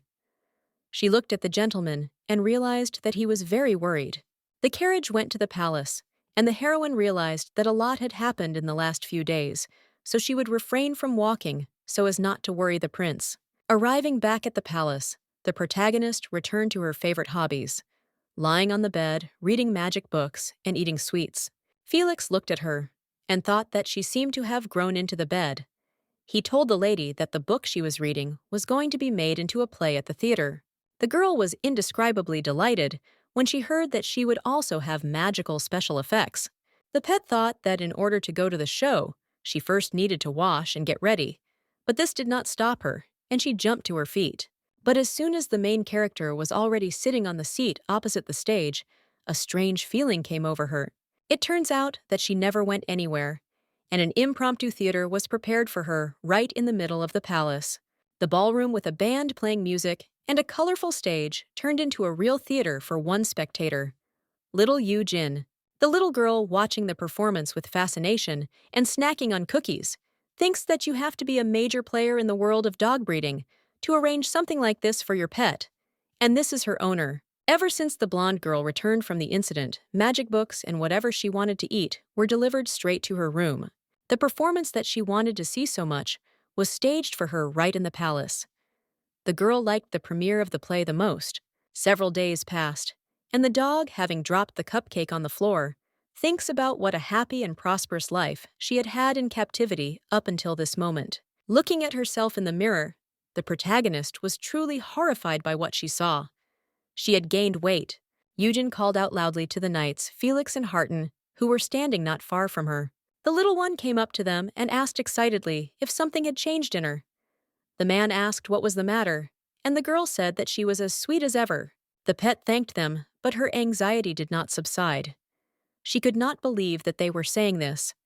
The lady thought that they could not see beyond their sword. When she came to visit Rafaela, the girl asked her if she had gained weight, to which she replied that she was still as cute as a kitten. The little girl thanked him again for the compliment, but thought it was strange, as if the people around her were too kind to her. Finally, the child visited the owner's office, where she asked him if she had gained weight. Michael stared at the dog in silence for a while, but then modestly said that he liked the way it looked. The master's answer completely confused Eugene. All the people in the palace, including the prince, were too kind to hers. However, the main character thought that although the fatter the pets, the cuter, but since it turned out that way, then it was necessary to check. The girl asked the owner where the scales were, and he asked her why she needed them, thinking that she wanted a new toy that she had to buy. The young lady, having answered that she simply wanted to weigh herself, since she had gained a lot of weight, the prince sternly asked his pet, who dared to tell her this. The protagonist was frightened by the sudden anger of the owner, who, jumping up from his chair, angrily asked what her security was doing. Felix and Harton, who were standing nearby, obediently bowed their heads and admitted that they were very ashamed and could not believe that someone could insult Eugene like that. But suddenly, the little girl exclaimed that everything was completely different. She had come to this conclusion herself, and no one had told her this. Understanding the situation, His Highness calmly said that he liked her just the way she was, and the two guards said that she was as cute as always. The protagonist smiled at her friends, but still wasn't entirely satisfied with their answer. Later, the dog found out that scales are only used in the kitchen, but people are not weighed like meat. The girl exhaled sadly, wondering if she should deny that everyone thought she was cute. But still happily plopping down on the bed, she decided that she was beautiful, regardless of whether she was fat or not. Having decided that now that the problem was solved, she could lie around, but then thoughts returned to her about how heavy she was and how she had lost muscle mass. Belobriska thought that she needed to increase her endurance and that the exercise would be good for her, remembering that for a pet to live a healthy life, it needs to be walked. Eugene went for a walk. The child decided to spend time not alone, but with Kun. But when the girl saw him, after a long time, she became a little wary. Eugene knew that little animals grow very quickly, but looking at the tiger, who had grown so much in such a short time, she wondered if it was too much. The white beast growled menacingly and rushed at the little girl, which frightened her greatly. The main character ran away from the beast in fear, but closing her eyes did not notice how the tiger deftly jumped over her. After running a few steps, the animal stopped, sat down on the ground, and looked back at the girl. Kun encouraged his friend with his eyes to run faster, and she, understanding this, continued to run with all her might, telling the beast that she was already hurrying to him. Out of breath, Eugene walked to the tiger cub, thinking that she would be bored walking alone, so she took her feline friend with her. But this was her mistake. The beast sat and waited for the doggy. Since they walk together, they either have a walk or a beating. Thanks to Kun, the heroine is active in terms of physical exercise, but now she does not know how to get rid of him.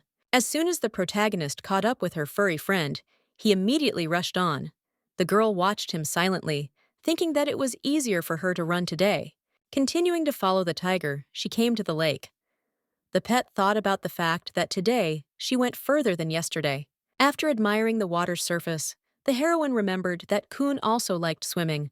Without thinking, the dog called out loudly to the beast, and he, raising his head, saw the stick she had thrown in the air. The cat ran for the stick and plopped right into the water. The white-haired cat praised the tiger, thinking that there was nothing better than swimming to refresh oneself. The animal grabbed the stick in its mouth and brought it back to the girl, wanting her to throw it again. The main character decided to play with Kun again, and getting ready to throw a twig, ordered the animal to get ready. This went on for quite a long time. The blonde played with the tiger until she fell from fatigue, asking him to let her rest a little. Suddenly, the tiger cub abruptly ran off to the side. The unpredictable behavior of the four-legged one confused the little lady. When the pet disappeared from the sight of the girl and her two guards, they suddenly heard a loud, frightened cry. Running to the place where the sound was heard, the protagonist began to call out for Kun. But behind her, she heard the voice of a girl asking the beast to leave her. The girl turned around instantly, and seeing that the young lady was afraid of the predator, she sharply gave him the command, "No!" The tiger cub complied, sitting down on the ground, while she approached the frightened brunette and asked if everything was okay. She said that she was scared of him. Eugene looked around and saw that there were servants next to the mistress, but for some reason they did not rush to help her. After some time, the heroine and the rescued lady had a picnic. The latter admitted that she was scared by the tiger, and she asked if he bites too, which she replied that he is tame, but she is not his owner. The brunette said that it wasn't so because she was the one commanding him, but the blonde waved her hands and said that she was just walking with him, and Kun belonged to Rafaela. The girl admitted that she thought she would be eaten, for which the dog apologized to her and said that she thought there was no one else on the coast except them. She said that everything was fine and that children didn't need to know about everything, to which Eugene smiled, thinking that the lady also looked like a child. Then the young lady asked her savior what her name was, saying that her name was Annet, and in full Countess Annet Meteor. Hearing this, the heroine immediately remembered how she watched the master work and how the butlers told him more and more of Annet's wishes. Belobriska immediately realized that in front of her was the Emperor's beloved, also known as Setro Jinsan. The protagonist introduced herself casually, thinking that Anat was also a child, although she was supposedly 20 years old and did not look like the person in question. The Countess thoughtfully told her young interlocutor that her name seemed familiar to her. Setro said that she rarely goes outside, but decided to take a walk near the lake today. The little girl asked if she liked it, and she said yes. But suddenly, the lady with the red face objected that it was not enough to make someone demolish the palace and build a path. The girl told the protagonist that if she knew about it, then it was a myth.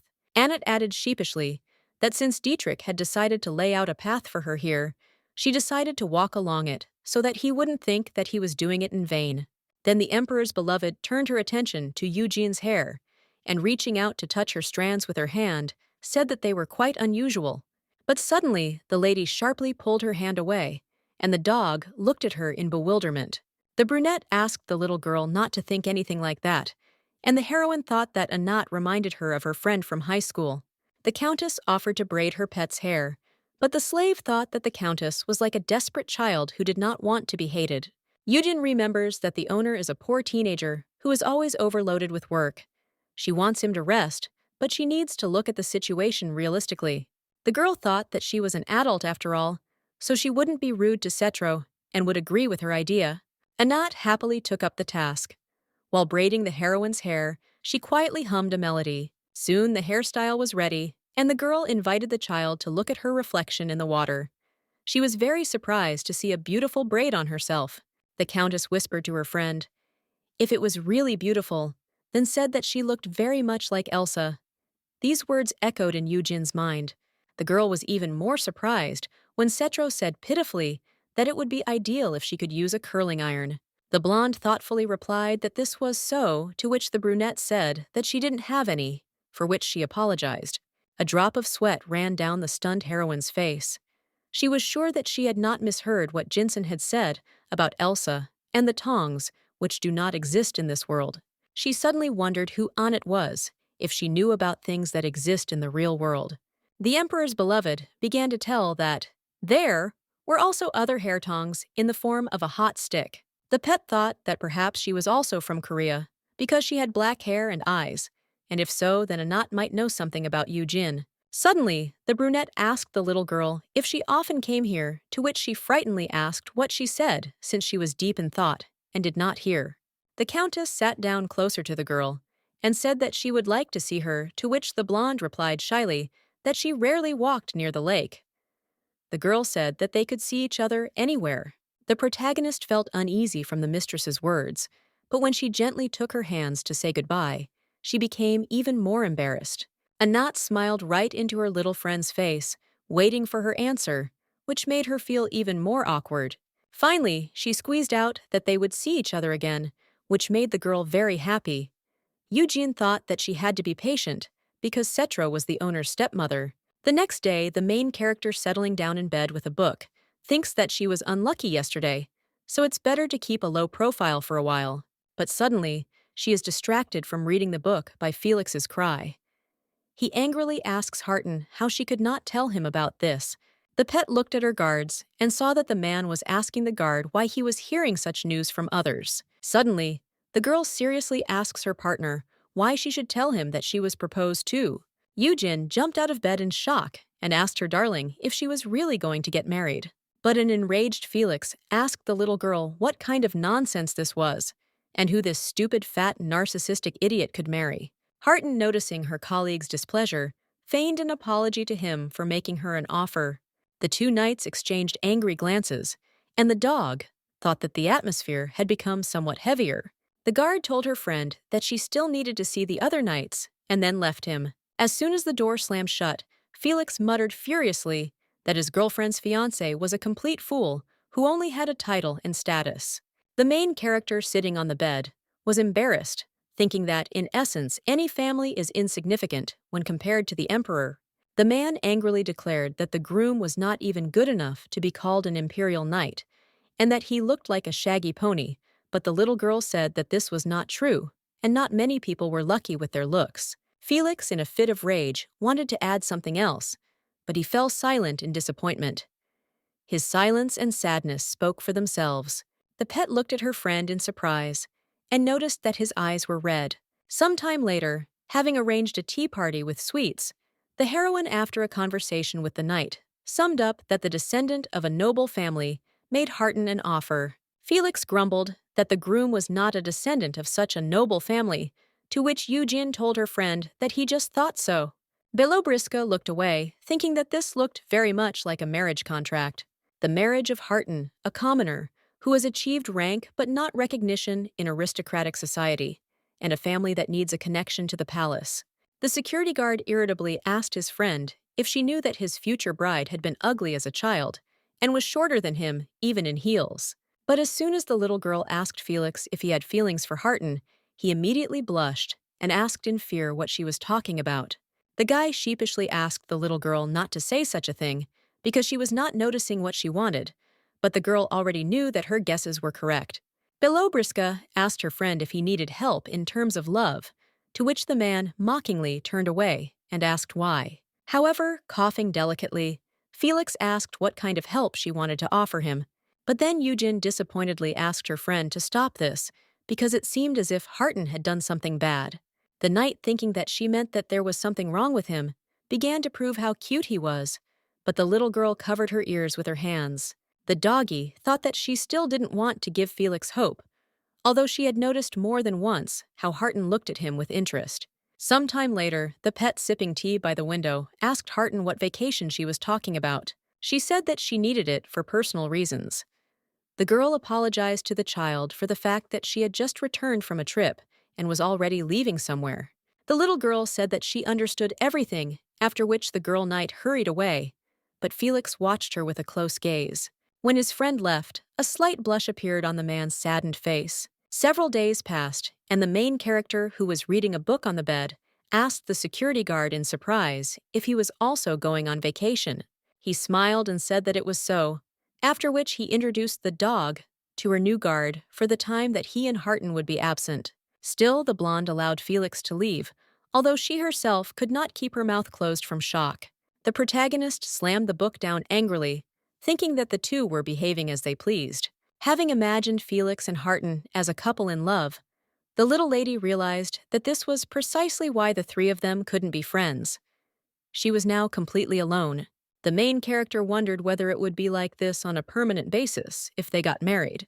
Suddenly, the girl realized that she felt terribly awkward around the unfamiliar guard, so she decided to return to the owner.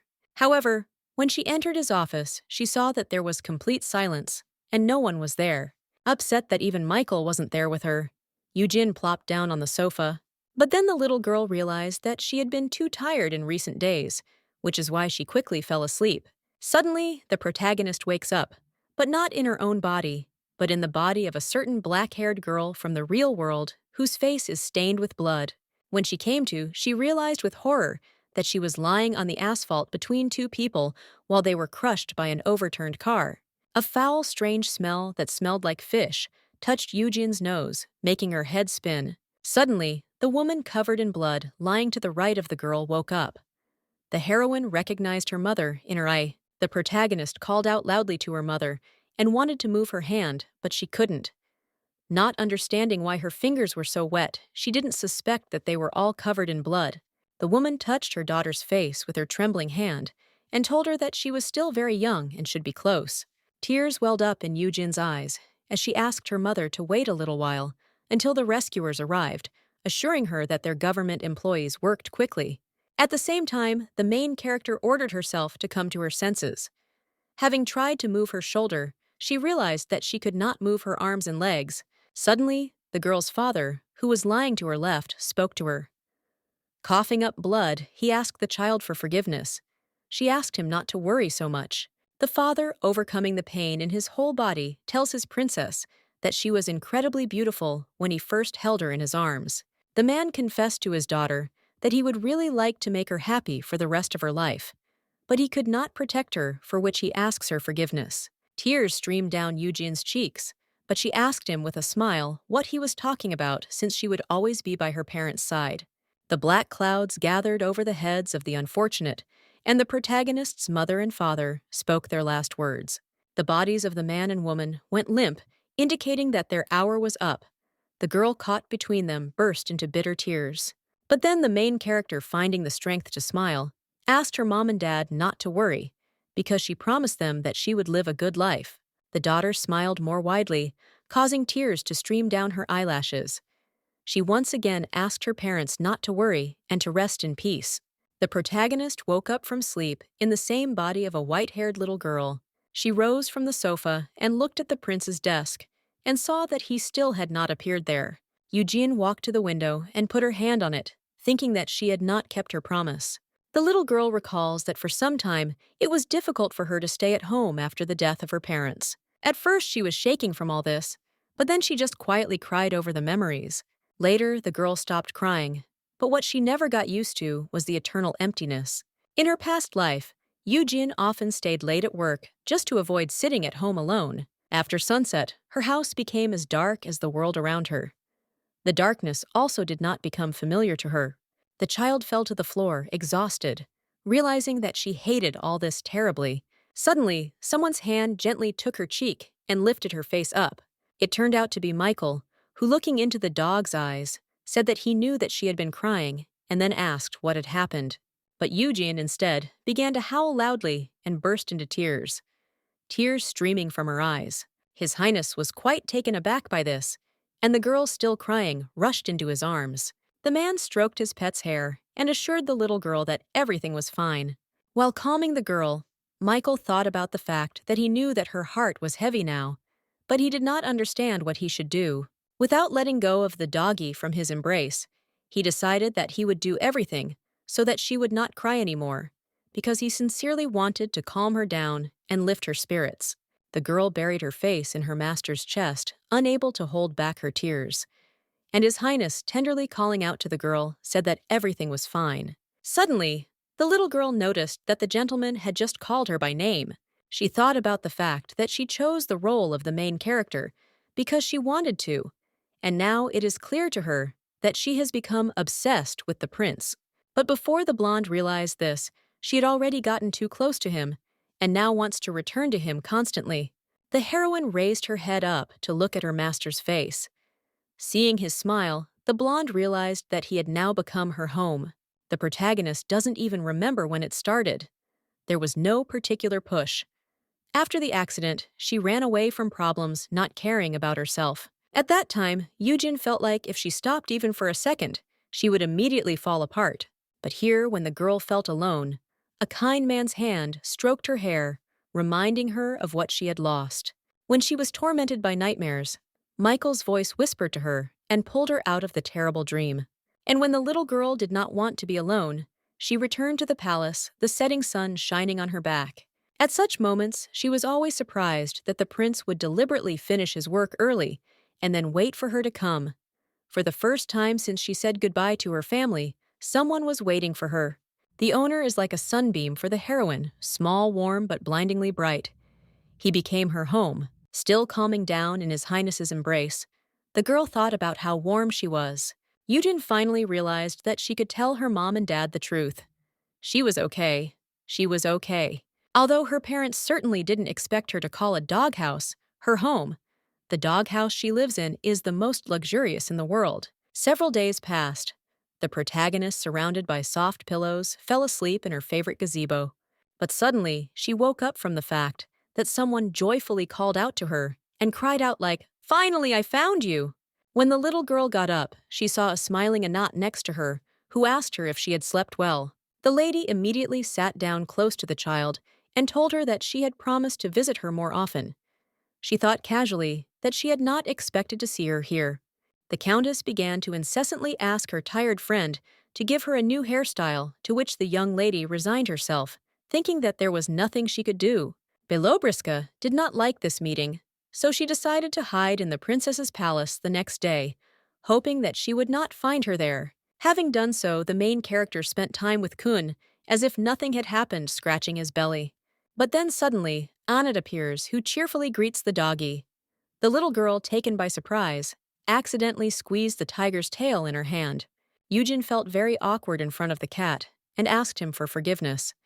Jinsan looked at the animal and asked if it was the same tiger. The brunette immediately led her friend to the gazebo, offering her to sit there for a while. The pet thought about how she got to the princess's palace in the first place. As soon as the girls sat down at the table, Anat, with the brightest smile, asked the child how she was doing.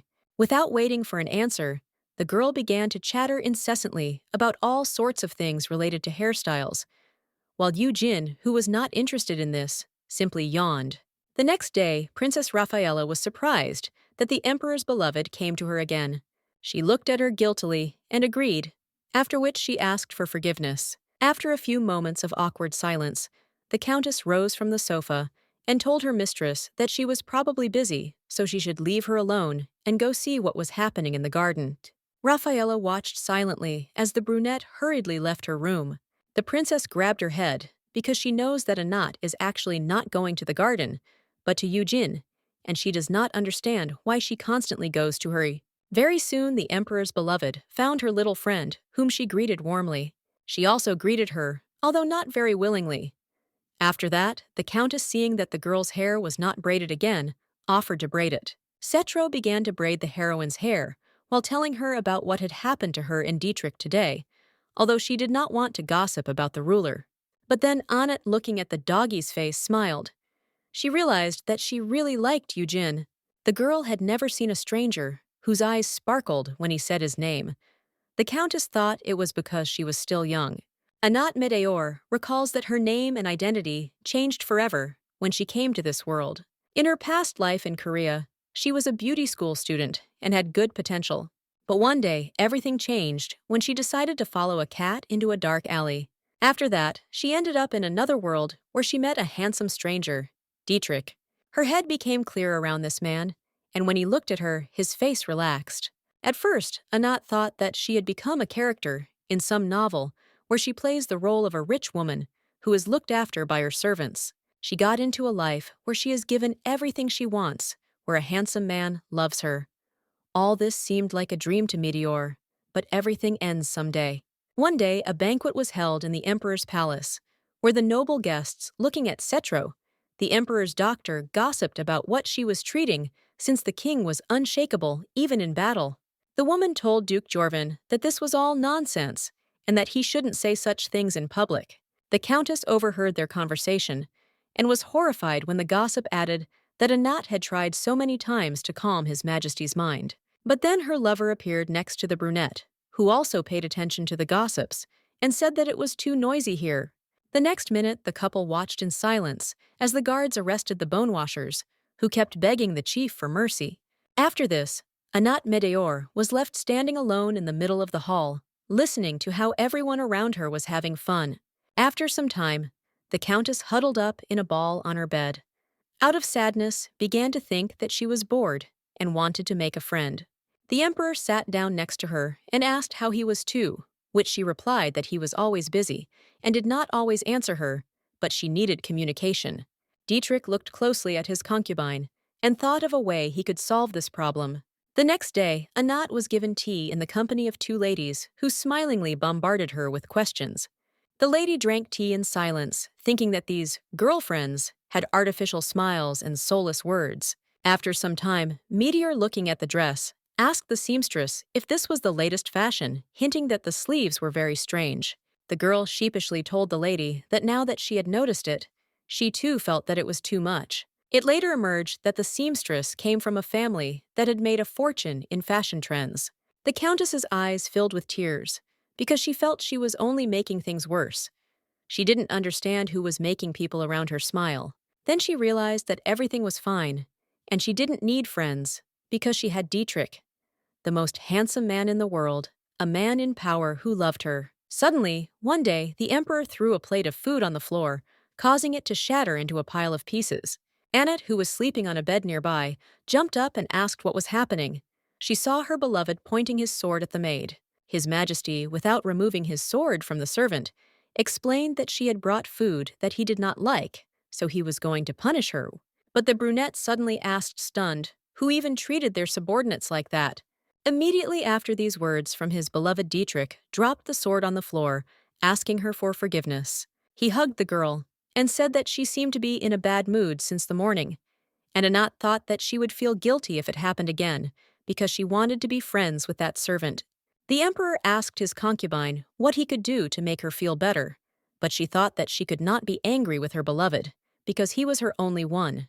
The gentleman, looking at his beloved, thought that she was his little angel, and everything was clear at first glance. He understood who she was for him. The voices of ghosts followed Dietrich since childhood, when he began to participate in battles. But they all fell silent in an instant as soon as he touched the stranger with black hair and strange, seemingly out-of-this-world clothes. One day, the emperor joyfully burst into his beloved's room and said that he would arrange for her the most magnificent accession ceremony on the continent. But suddenly, the girl, trembling all over, asked if those rumors were true. His Majesty calmly asked the lady what she meant by rumors. She said excitedly that she didn't know that he was married, and that he had another woman, and besides, the empress had died very suddenly. The concubine was surprised when the man said that she should not be bothered by such conversations, after which he asked her to choose jewelry for the ceremony. Later, when the couple went to bed, Anat could not fall asleep because she was tormented by nightmares. The spirit of the empress, a woman with snow-white hair and black eyes, appeared to her and said that she would take her with her. From such a terrible dream, Meteor woke up screaming, wet with sweat and tears. Exhausted with sadness, she curled up in bed, realizing that she wanted to leave to be next to her mother again. Some time later, the girl dared to tell her lover that she wanted to go home and wanted him to help her with this. But he suddenly asked the countess in a stern voice whether she dared to leave him, to which she fearfully replied that she had not. Dietrich asked his mistress what she was missing, since he could give her everything she wanted, then asked if she loved him at all. Anat told the king that she loved him, but she wanted to go home because she missed her mom and dad. That same day, the girl was locked in a room completely alone, without the possibility of seeing anyone except Dietrich. But some time later, the emperor burst into her room and called out to her in fear. The man saw a terrible picture. The brunette, holding a knife to her throat, asked if he loved her, then asked to let her leave if so. After this, the girl who had lost consciousness was laid on the bed with a bandaged neck. His Majesty silently watched his sleeping beloved, and the wizard who stood nearby said that he had cast a spell on her as he had ordered. He thought about how magic was still convenient. He could erase Anat's memories as much as he wanted, but because of the side effects, other memories could disappear too, unless he forgot them. The magician explained to the gentleman that if you touch some important part of a person's life, such as childhood, it can lead to madness. Dietrich thought that this was a great pity and meant that it would not be possible to seal the memories of her home, and Anat could not be just an empty shell. Very quickly, the countess woke up and, rubbing her eyes as if after a normal sleep, called out to her lover. The man asked her how she slept, and she said it was strange. The emperor lied to the girl, saying that she had simply fallen asleep on a chair, and he had carried her to bed. The relationship started from scratch, was going smoothly, until the empress's mutt interfered. The man attacked Meteor with a sword and shouted that she was a witch. But before the attacker could do anything, Dietrich instantly covered the concubine with his body. Several guards attacked the man with the sword and detained him. Suddenly, Dietrich, deciding to turn around to look at his beloved, saw that she was lying on the ground unconscious. When the unfortunate woman was in bed, the ruler asked the magician if it seemed to him that her memory was returning, to which he replied that it was. Immediately after these words, His Majesty silently gave a sign to the guard who was standing near the door, and he began to carry out the order. One swing of the sword, and the wizard fell to the floor, a large scarlet puddle forming beneath him. Dietrich coldly ordered his servants to find him another magician who would be more competent. When the brunette recovered from her fainting spell, the emperor invited her into the gazebo, after which he served her a cup of tea, asking her to drink it. The unsuspecting girl asked if he would also drink, and why he had ordered the butler to leave if she did not want to sit alone. The man sitting opposite silently watched as his beloved tried his cup of tea. But suddenly, at the same moment after Annet tried the decoction, her gaze changed from cheerful to cold and unfeeling. The lady asked her lover what she had just been doing, and he replied that she had been drinking the tea he had brought her. The emperor thought with a smile that the side effects of magic were more useful than memory magic itself. Meteor forgot everything except the important. The man is terribly fond of the fact that his concubine can forget everything except him, her angel. Some time passed, and Cetro, sitting on the bed with an empty look, thinks about why everything has been like a fog for her these last few days.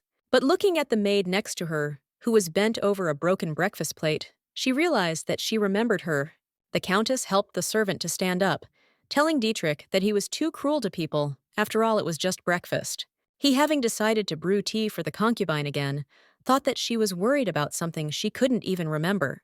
The emperor, handing his mistress a cup of tea, apologized to her for disturbing her that morning, and then asked her to drink the drink. But as soon as the lady took a couple of sips, it happened again. Her eyes dimmed, as if she had forgotten who she was. However, the sudden voice of her lover, who called out to her, made the girl come to her senses. His Majesty wished his concubine good morning, and the confused Annet asked when she had managed to get up and whether she had gotten up. Meteor took a couple of steps, but noticing a servant behind her, she turned around and looked at her. She, catching the lady's gaze, burst into sweat and trembled with fear. Suddenly, Cetro asked the servant she had been with just 2 seconds ago who she was. The maid did not have time to answer. Continuing to shake, Dietrich asked his beloved to sit down for a while, and she agreed. As soon as the maid managed to find herself outside the room, she still could not calm her ragged breathing. The young girl is horrified and does not understand how she managed to survive after this. She remembers that the head maid's words are true. Don't get attached to your masters, because she is nobody to them, and never go to them unnecessarily. The maid decided that the emperor's concubine was crazy, because one minute she was laughing and smiling, and the next she was gloomy as death. A few days later, Annet was walking through a charming garden of red roses, but there was a smile on her face. The young lady smiled because she clearly remembered the face of her new friend Eugene, although she knew it was a little strange. The countess is tired of people treating her like a naughty girl. She wonders if that's why the blonde held out her hand to her back then. Meteor realizes that while all other images are foggy, that girl's face remains clear. White hair, black cat eyes, and an oval face. Cetro likes the heroine's name, which seems familiar to her. She doesn't know why, but just looking at her eyes makes her feel very calm. Eugene, enjoying the sweets, suddenly looked at the owner, who asked if she was tired of playing with the emperor's concubine. The prince told his pet that he had stopped bothering her because he thought she liked Annet. She thought angrily that she was not playing, but having fun with her. His Highness, with a smile, reminded the little girl that if she didn't like her, he would make sure that she couldn't set foot in their palace. The pet remembered a conversation with Meteor, where the latter says that she likes being with her, and that she has few people with whom she can talk like that. The little dog thought about how she couldn't leave the countess alone, because she was like a little one to her who needed to be taken care of, and she thought it was cute. Finally, the blonde told the owner that everything was fine, and he didn't need to interfere. He smiled and agreed with her, thinking that he had expected a completely different answer from her. He asked her to let him know if she changed her mind. The next day, Anat came to her friend's palace again, and throwing a pillow on the bench of the gazebo, invited Eugene to lie down on it. She did this, after which His Majesty's concubine asked her to relax her neck. The brunette began to massage the doggy's head, and she mentally noted that she was very pleased. Meteor, seeing how the little girl was enjoying her massage, laughed and said that she was doing well, then advised the girl to get some sleep. Anat continued to rub the child's temples quietly, humming her favorite song. The main character, hearing the Countess sing, immediately remembered this melody and decided to sing it with her friend. But suddenly, the girl's singing stopped. When Eugene opened her eyes in confusion, she saw a terrible shadow looming over her. The protagonist looked at Annet, who was surprised that she also knew this song, although it does not exist in this world. Frightened by the concubine's gloomy face, the blonde jumped up and began to deny everything, thinking that it was some kind of mistake. But the emperor's beloved, coming close to the girl's face, asked if she understood correctly that they came from the same place. Not only did these words of the lady make Eugene surprised, but also the way the brunette reacted to it. The little girl saw that tears were streaming down Cetro's doll-like face. Without wasting a moment, the king's concubine threw herself into the arms of the dog. Through bitter sobs, and without letting go of the child, Annet said that she no longer felt alone. Eugene also hugged the countess, giving her the opportunity to fully express her emotions. When the lady finally calmed down, she asked Eugene if her name was real, to which she replied that it was Anat, said that she had an old game nickname. Meteor was very surprised when it turned out that the dog came into this world on the same day as she did, only with a difference of only a few hours. She asked her friend how long she had been here, adding that she had been here for over 10 years. She replied that she had only recently moved here. The countess asked if it was possible that time flowed differently here and in the real world, as often happens in novels and manhwa, to which Eugene said that she didn't know, but so far everything was fine. Anat smiled happily, knowing that it was probably true, and 10 years here was 10 hours in Korea. She was worried that her parents would look for her, but suddenly the girl asked her friend how she ended up in this world. Eugene briefly told the story of how she was walking after work at the company and was hit by a car while crossing the road without paying attention. The brunette told the blonde that it must have been very painful for her, to which she replied that fortunately, she didn't remember anything, then asked what about hers. The girl admitted that she had simply followed the cat. Eugene was surprised by this and asked if she had logged into the game. The countess asked what other game she was talking about, to which the little girl said that in this game, she had a strange nickname that she did not remember. The lady said that she uses the same nickname in many places. Belobriska asked if she wasn't called Annet in the golden cage, but then Meteor asked what the golden cage was, to which the pet excitedly said that they were playing this game now. Cetro was very surprised when the dog explained that she had an accident right after she received the notification from the game and woke up here. The girl asked if there was any event in the game before she followed the cat. However, Annet looked at the child with a menacing look and asked if this meant that they had entered the game world and that she had entered through the golden cage. The girl grabbed Eugene's arms painfully and angrily asked her if there was a way to get out of here, because that's how games exist. But the main character fearfully told her friend that it hurt when she held her like that. The brunette immediately pulled away and apologized. She asked if it hurt a lot. Then the lady said that she reacted that way because she was going crazy. Belobriska said that everything was fine, but asked why she did it. The girl said that she was simply very surprised that she was living in a virtual world. The countess modestly added that she was very excited when she thought that there might be a way back to the previous world. She asked Eugene to tell her more about this game. The protagonist explained that the dragon feather is an item that can be used to exit the game, but the dragon is not fire-breathing, but a divine being. Feng Huang, born at the edge of the world, realized his mission as a messenger of God the moment he opened his eyes. Dragon feathers are traces left in the cradle by a bird that has entered the divine path. They are said to contain a portion of the power that can open a passage. Annet immediately suggested finding out what kind of bird it was, bringing a feather, and going back, but she said with a smile that she would like to believe that everything was that simple. But the Countess happily declared that she believed that the item in the game would help them, because she herself said that the prince and princess were characters in the game. Belobriska was hurt by these words of Cetro. She wanted to tell her that she perceived Michael and Rafaela as people and not characters, but she remained silent. The concubine enthusiastically decided that she had to find this feather, and to do so she would collect all the feathers in the country to test this theory. The girl asked Eugene not to worry, as she would ask her to bring 2 feathers for them, but she suddenly waved her hands and said that she didn't have to. Annet was very surprised by this, and said that she would never do such a thing. She gloomily asked the girl if she didn't want to go back. This question made the protagonist fall silent, her eyes widening in surprise. Some time had passed since those events, but in the prince's castle, everything went on without changes. Eugene, having come to the master's office, buried her face in her knees, because she felt sad that everything around her was a game. She simply used the event to find herself in the place of the original character from the game. The little girl is not used to hearing that the prince and princess are just characters. But suddenly, the prince sat down next to the girl and, stroking her head, asked what had happened. Because of the doggie's bad mood, she felt uncomfortable being touched, so she abruptly pulled her owner's hand away.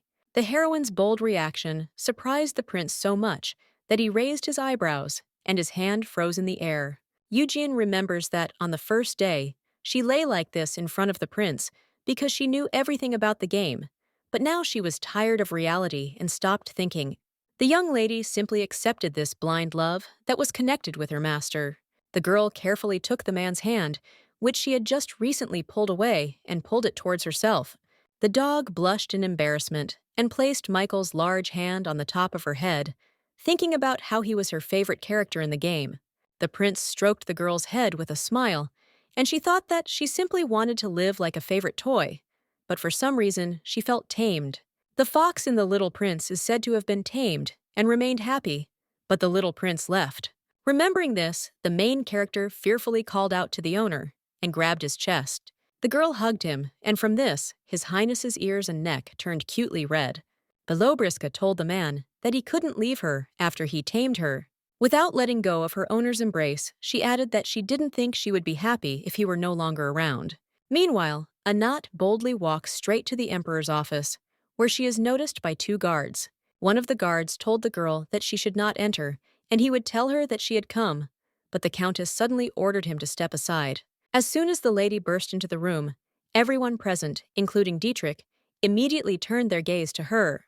The man greeted his angel, and the girl, coming closer to him, said that she had one very cherished wish.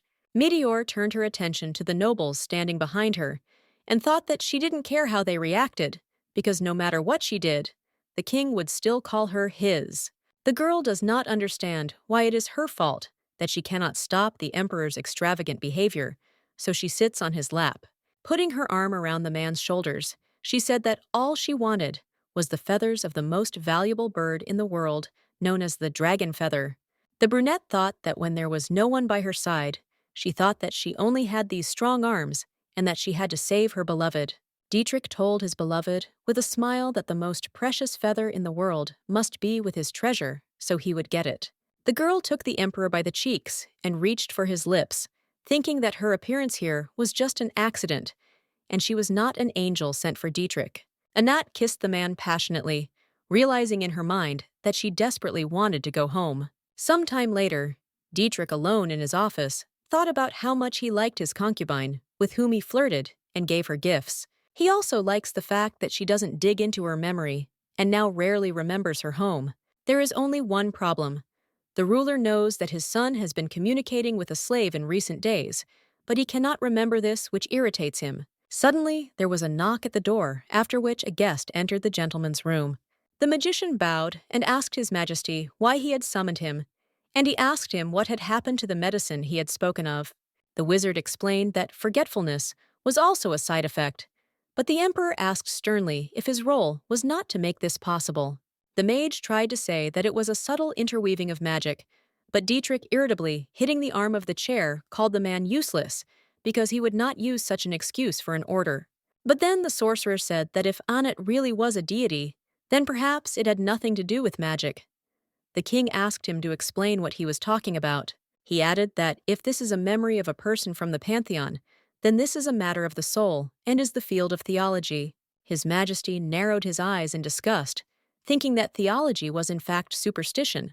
It's a bit of an outrage for Dietrich, but since he can't call any of the Empire's priests, he'll have to wait for the mages to sort this out.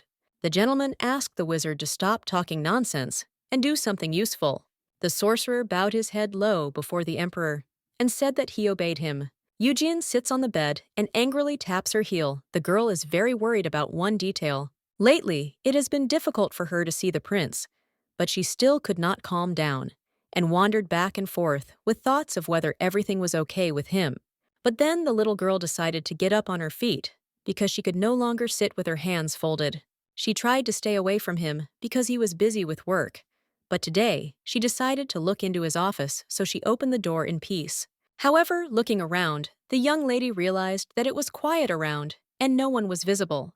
But suddenly, she could notice the owner, who had fallen asleep right at the table. The man's emotionless face resembled a doll's. Eugene was very touched by the fact that Michael fell asleep while working, but then she thought about how tired he was. The girl began to look around, arguing that if she touched him, he would wake up and continue working again, so she wanted to cover him with a blanket. Very quickly, the little one went nearby to the blanket, which by the way was a tablecloth, but she didn't care.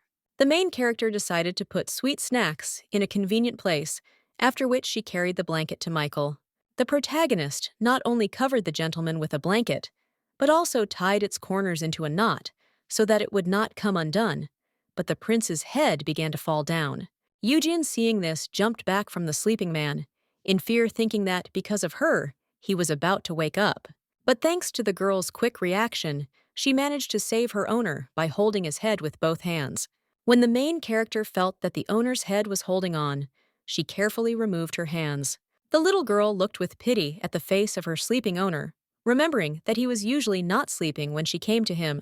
Leaving the man to rest, the dog quietly left the room and closed the door behind her. After a short time, Michael woke up. His first thoughts were that he had fallen asleep so unnoticed because he had not closed his eyes for several days. But as soon as he noticed that someone had wrapped him in a tablecloth and laid out sweets in front of him, he smiled because he immediately understood that this was the work of Eugene. Remembering her bright smile, the man thought that she was always so awkward when she left and when she came.